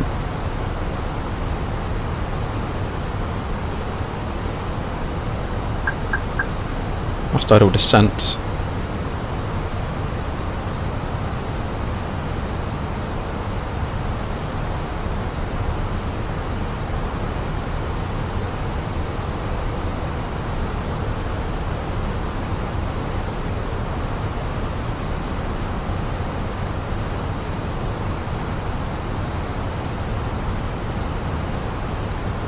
We planned 100 at Sobad. That's max. So essentially, at this point, you either go left or you go right, depending on which one way you're landing on. You'll get an earlier turn in generally on the 2-2 approach. You're taking over the lake. Going right, because you got that mountain that someone put in the way here, they generally bring you beyond that. Can be quite a long, essentially what is a downwind. It's coming, so you can end up on 18-mile finals of Geneva on 0.4. Yeah, you avoid the turning in over that part.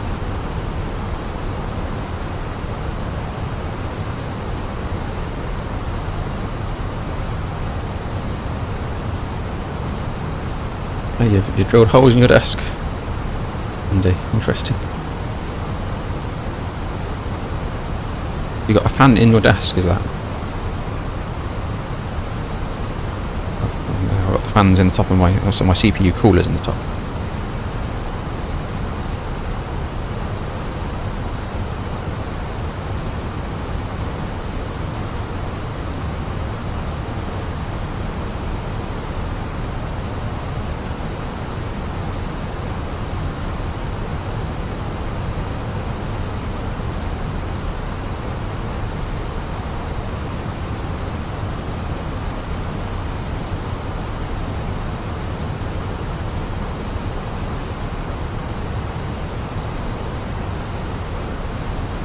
Yeah, Ed, in visible moisture, especially at thrust idle,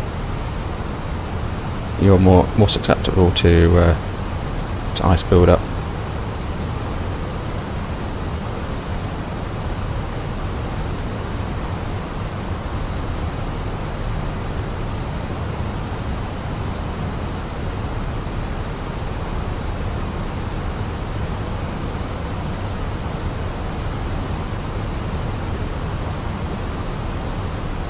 Okay, I wouldn't PC. Yeah, okay, I'm with you. Andy.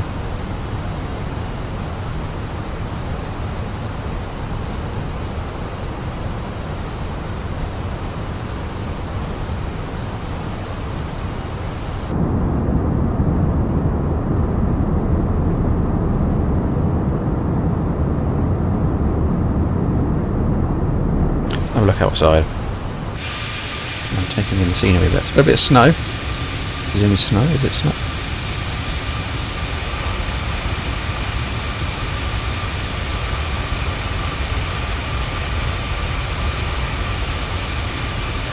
There's no add-ons was it, scenery-wise. It's other than the airport. This is throwing snow in. And you're probably where you expect it.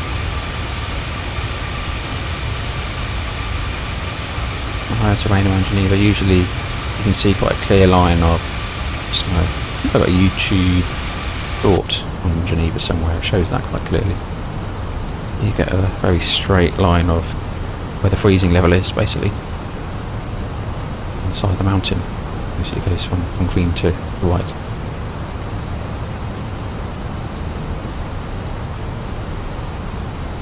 I guess it depends on SOP.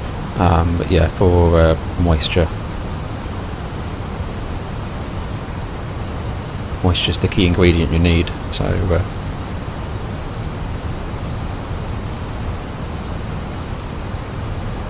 SOPs may vary out there, so I'm only guiding you from my own company SOP, but we have it on in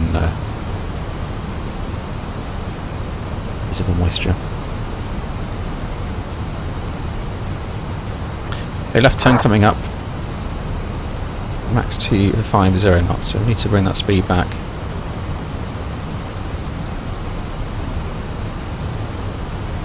And that valley is, as they say, full of fog. How deep that is, we don't know. Well, we do. I don't know, overcast. 200 they're saying, so. Interesting one. Yeah, our MSFS 24 handles the fog. Let's have a look out for other traffic and let's make some calls, I guess. So yeah, the opposite direction coming in.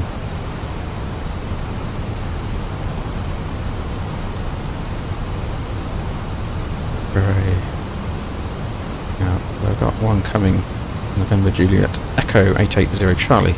It's going to be this one here.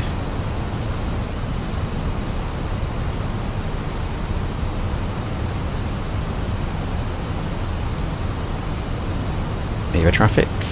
Easy 25 Zulu Mike's in the left turn neighbour, so bad for the ILS runway 22. Ahead of me, speed up start, and we'll continue it down. 80. 80 above there.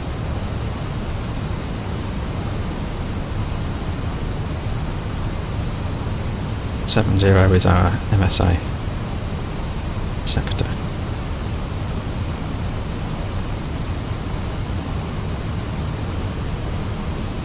$21,855 for ground.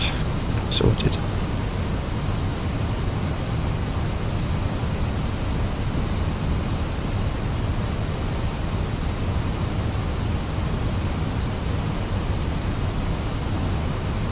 Navy traffic channel 63 with the Yankee Southwest driver from 822.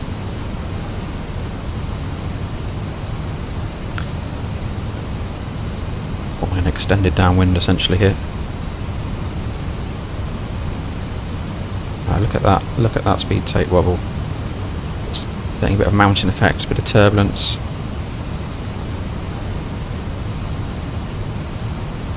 This is the real realistic setting. It does throw you around a bit, but that would be quite realistic. I'd expect that kind of buffet here over this kind of terrain. Speed up star.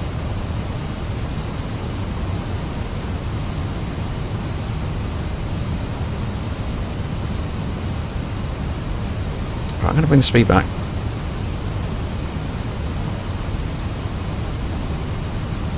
$320 now. I didn't turn my seatbelts on, did I? Naughty, naughty.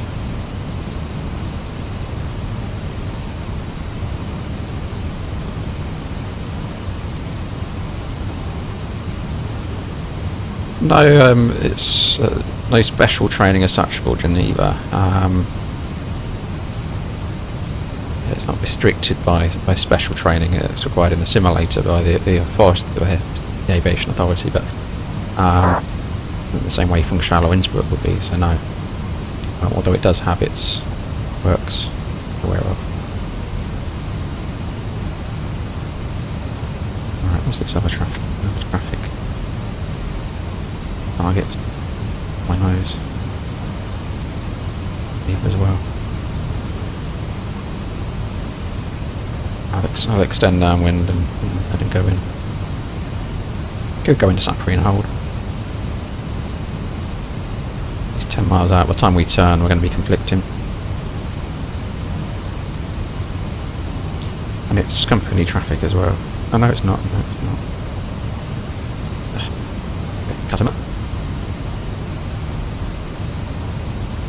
And Geneva traffic, easy 25 Zulu Mike's, extending downwind for the Euro wings and we'll position behind. Did I say Geneva traffic, Luton traffic? Sure. Geneva traffic, top 25 long cut front shot.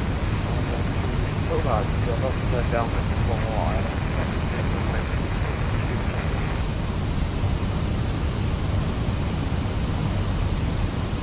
I gotta somewhere.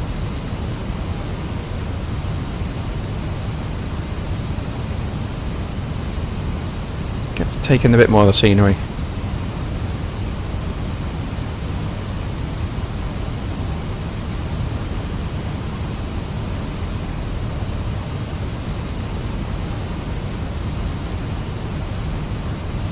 Right, we're level.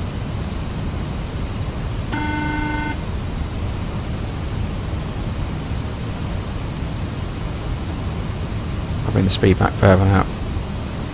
Yeah.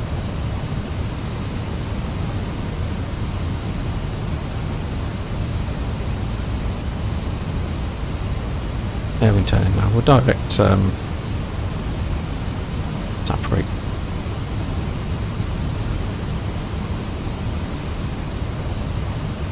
And Geneva traffic, easy 25 Zulu Mike's, turning inbound to Sapri, listening behind the Eurowings. Geneva traffic. Geneva traffic, section 880 Charlie, extending downwind also. I'm expecting approach 222 to give the ED a bit more space. Geneva traffic. Right, let's get lit up. Let's turn these lights on as well. There's big spots on the approach. We put the lighting lights on once gears dropped a bit to land on it.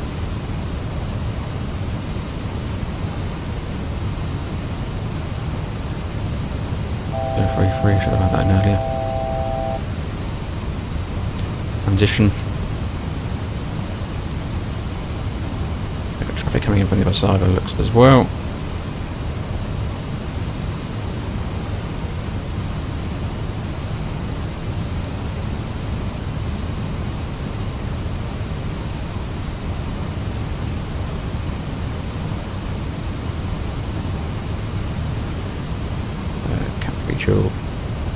Lock out close loop armed, autopilot 1 and 2.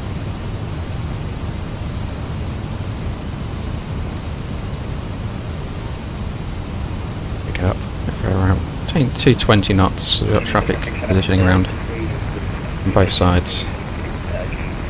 Obviously popular today, Geneva.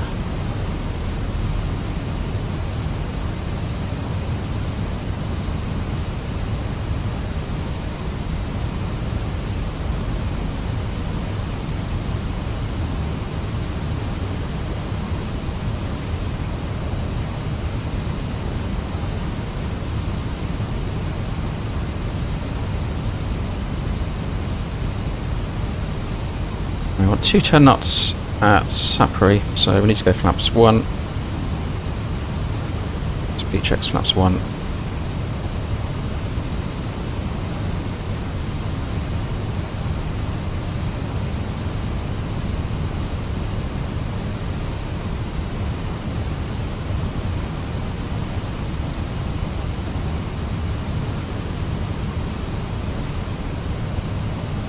One thing I haven't done is got that decent recorder set back up on how we got the Flight Sim 1. I haven't really played around with it, to be honest.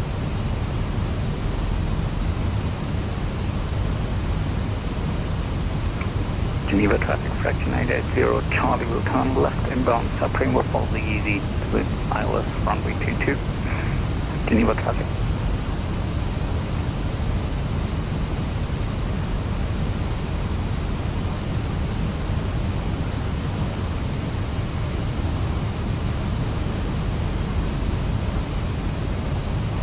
Lock start.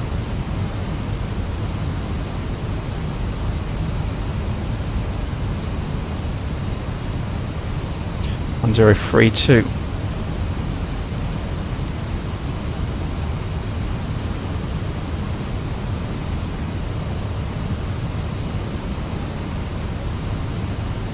.230 at 3.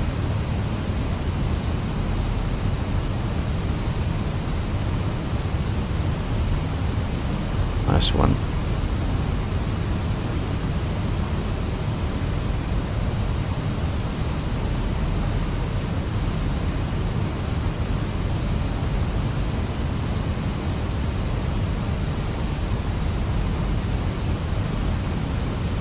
We're trying to talk to 59, quite far shot downwind leg, fire 725 currently.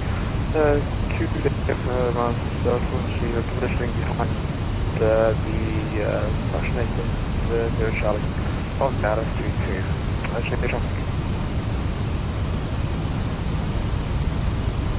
Alright, it's time to head down into the soup. Lead, glide, safe start. And flaps 2, speed checks flaps 2.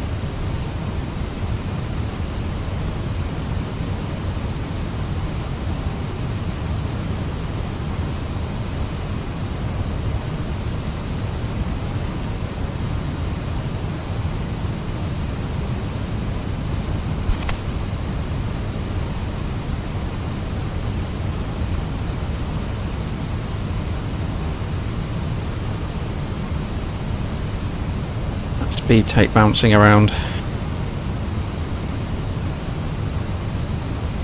I do quite like the turbulence effects, actually. I was sceptical at first, but it seems to be pretty realistic. Certainly enough to screw your landing up.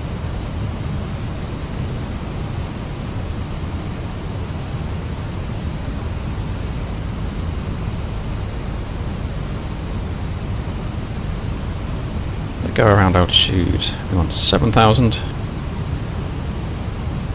1,000 blue.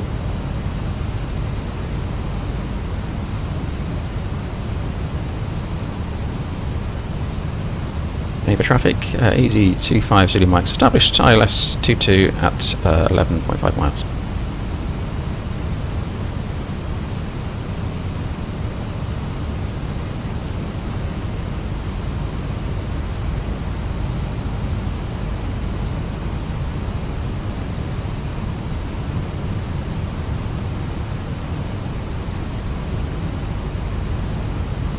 A nice long approaching.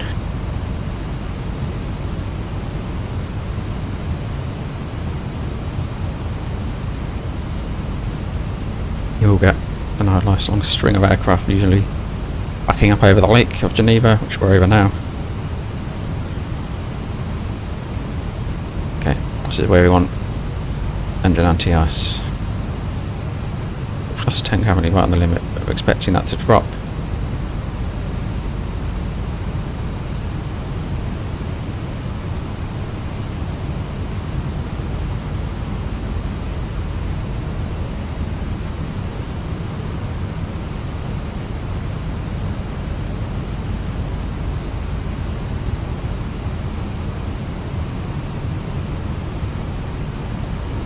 Geneva traffic, fraction 880, Charlie, established ILS, runway 22, 15 miles, Geneva traffic.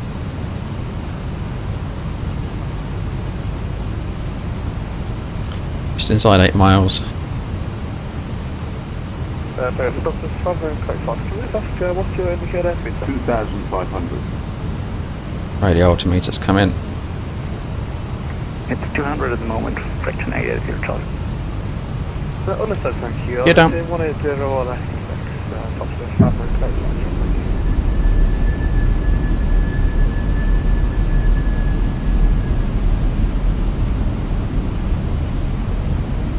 Laps free. Speed checks. Laps free.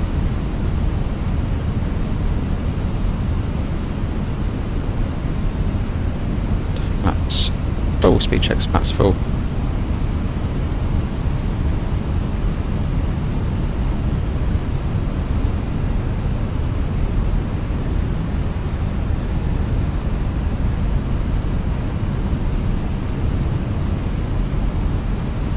Establish bring the speed back because we've got traffic ahead. And it's behind as well. But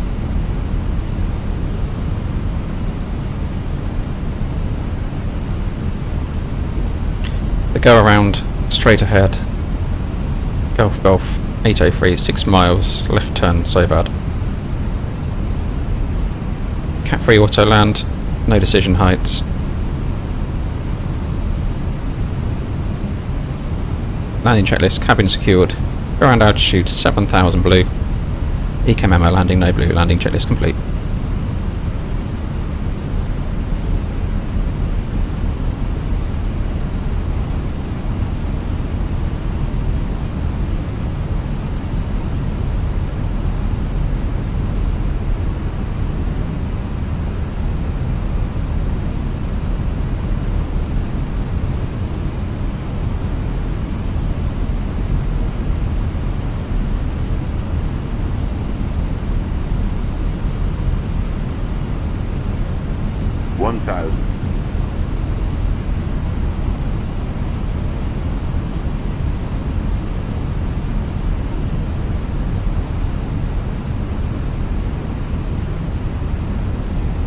Performing the auto land.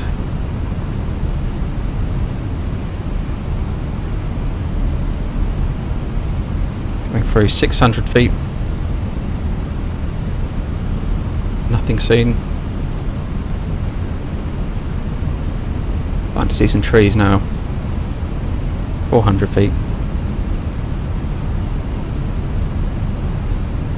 Land.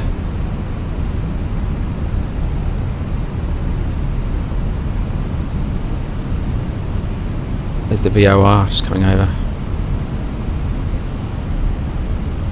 No runway lights yet. 200. Just make out the threshold.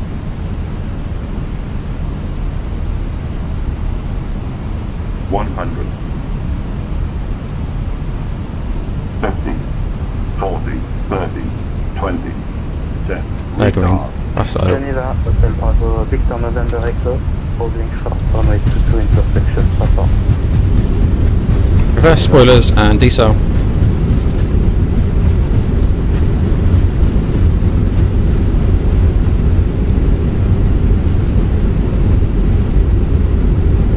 $70 knots. Manual braking. Autopilot disengaged. Take Delta. Quebec, Foxtrot, Dallas, runway 22, 6.5 miles to run, Geneva traffic. And Geneva Hotel, November Echo, holding to the holding bay bypass to Geneva. Oh, nose wheel.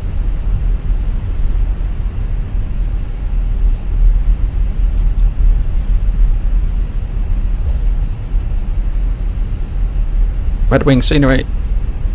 And over the line. Let's get over the line. Landing traffic coming. Geneva traffic, easy 25 Zulu Mike's vacated runway 22 Delta. Geneva. Right, suppose we get onto ground.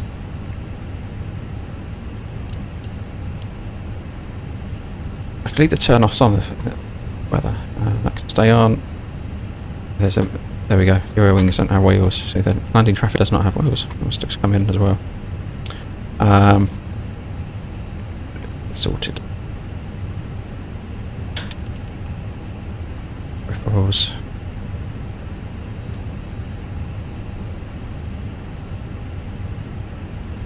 Traffic. Either. Is Geneva still online actually? It is.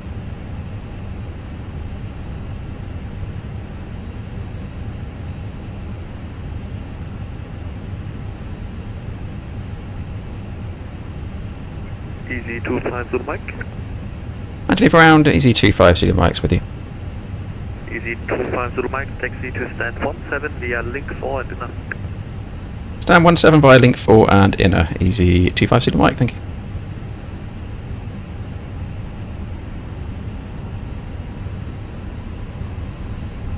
Clear left side.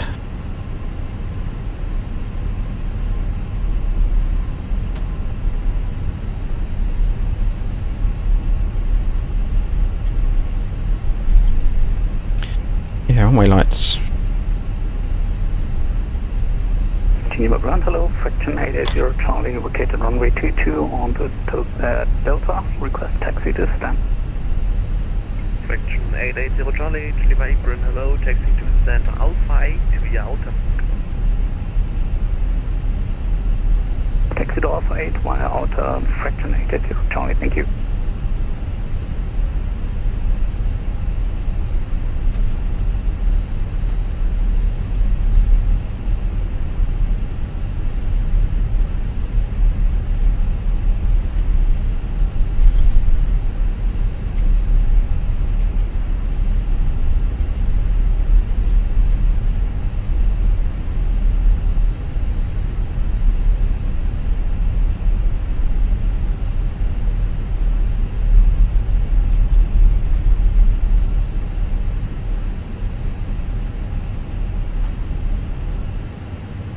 Trying to get my Tobi eye tracker going. Don't know what the secret is.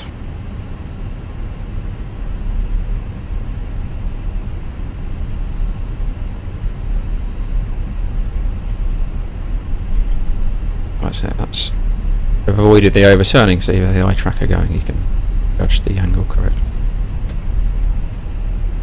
Geneva ground, Roger, 59 Quebec Foxtrot, located Delta.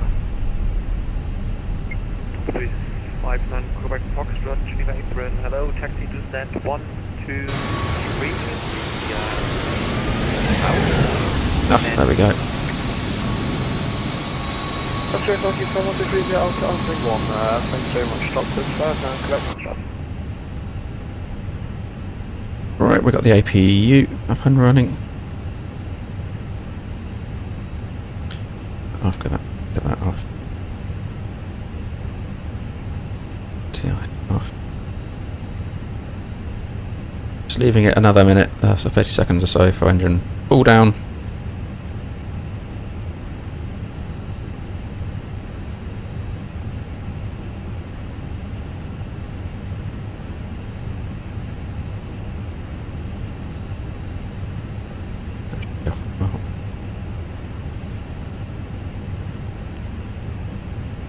So where you need your first officer. So I think we have FS2 crew is working as well, or 24. I'm pretty sure. Get that installed. Well, I've got the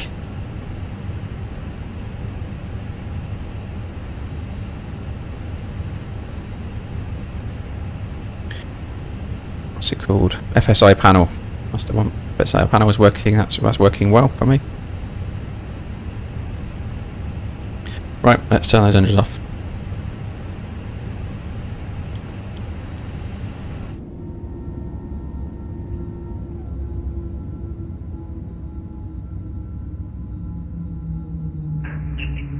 Top 647 Lima Echo, request push and start.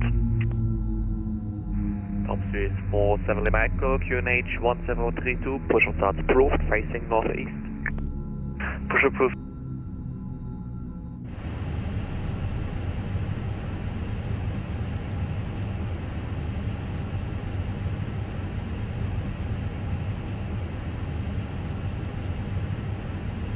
APU. Be nice to keep them warm. Okay, take the fuel pumps off.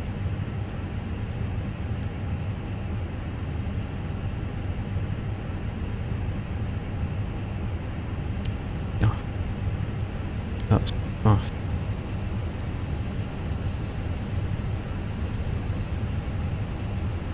Keyboard. Door opening. Block time 1 hour 43. Not bad. So yeah, this is the Red Wings Geneva scenery. I do like this one.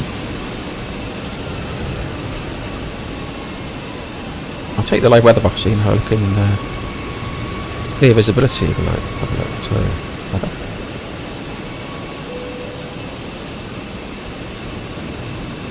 This is where we are, in between the mountains.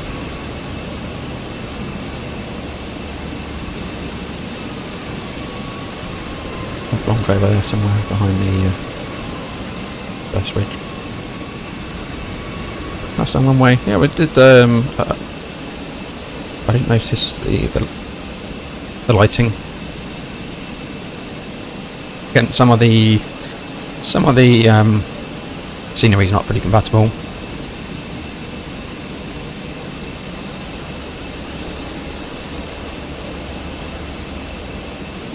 So, as I said, Geneva had grass on the apron in the 2020 scenery, so there's a few things I need to sort out, bits and pieces. I noticed there were some flickering lights in here as well, and that kind of thing. It will get ironed out, or sorted, but I'm not sure why arriving traffic has nowhere. So, passing traffic has undercarriage down, arrival traffic has wheels up still. I didn't know the animations on the traffic on departure, though, the gear up and the doors, very, very smooth. But I didn't notice that before in 2020. Might just be me not paying attention, but it looked realistic from an aircraft departure.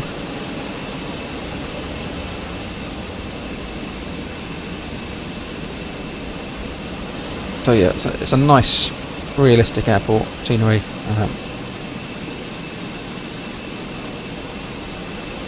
One I know well, so I can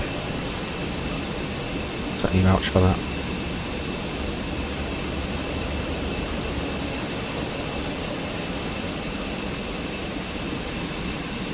Nice.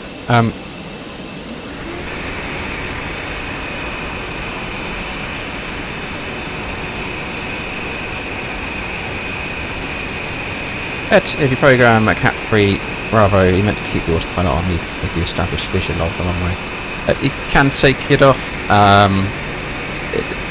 If you're set up, I would go with what's briefed and planned. So it comes down to what you plan to do, what you've briefed.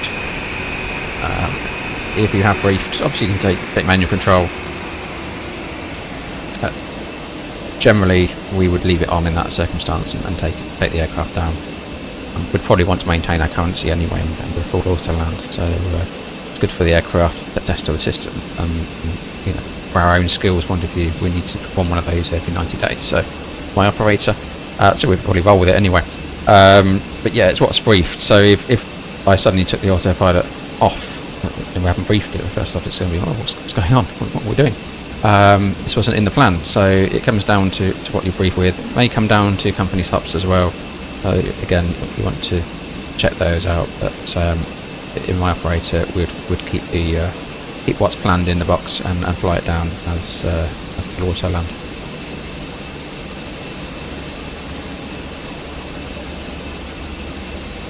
I'm just going to disconnect from Sim. I hope you enjoyed that. That was so this is 2024. With the second stream we've done in 24. No real issues there. Everything's working. Finally transitioned over. It's doing its thing. So sceneries are porting over. Just those little niggles around sort of the control setup and remembering things. Probably the key ones for me. But they're small things, we can overcome them. Getting Tobi settings in, that kind of thing. But the FENIX itself is working spot on as it should do. Other than that, it was the app was causing the issues at the start with the batteries. But other than that, the actual flying of the aircraft spot on. That's in models FSLTL I'm using to do the gear issues for noticed. Other than that, all very good, I think. Maybe we'll get another one in tomorrow. Maybe we'll do some UK domestic ops in the bad weather, the New Year's Day bad weather that's coming over. So we'll maybe it's, I don't know, depends what time we get to bed tonight, but we'll see how that goes. Maybe late morning. Might be a bit optimistic there, but we'll see if we can get one in maybe late morning. See what the weather's up to. The west winds, I think, are around 11 a.m. tomorrow, so we can test out sort of the real turbulence and wind effects on nights in 24, which we quite enjoy actually. So maybe we'll do something UK domestic. Excellent. Well, I'll call it a day there. Wish you all a happy New Year, wherever you are in the world. Some of you may be having that a bit sooner than others, so wherever you are, do enjoy yourselves. And I'll see you on the other side, ready for another year of videos and streaming and content creation for you. Look forward to that journey. Thanks very much for your support this year. It's been great, and I look forward to catching up with you on the other side in 2025. Take care all.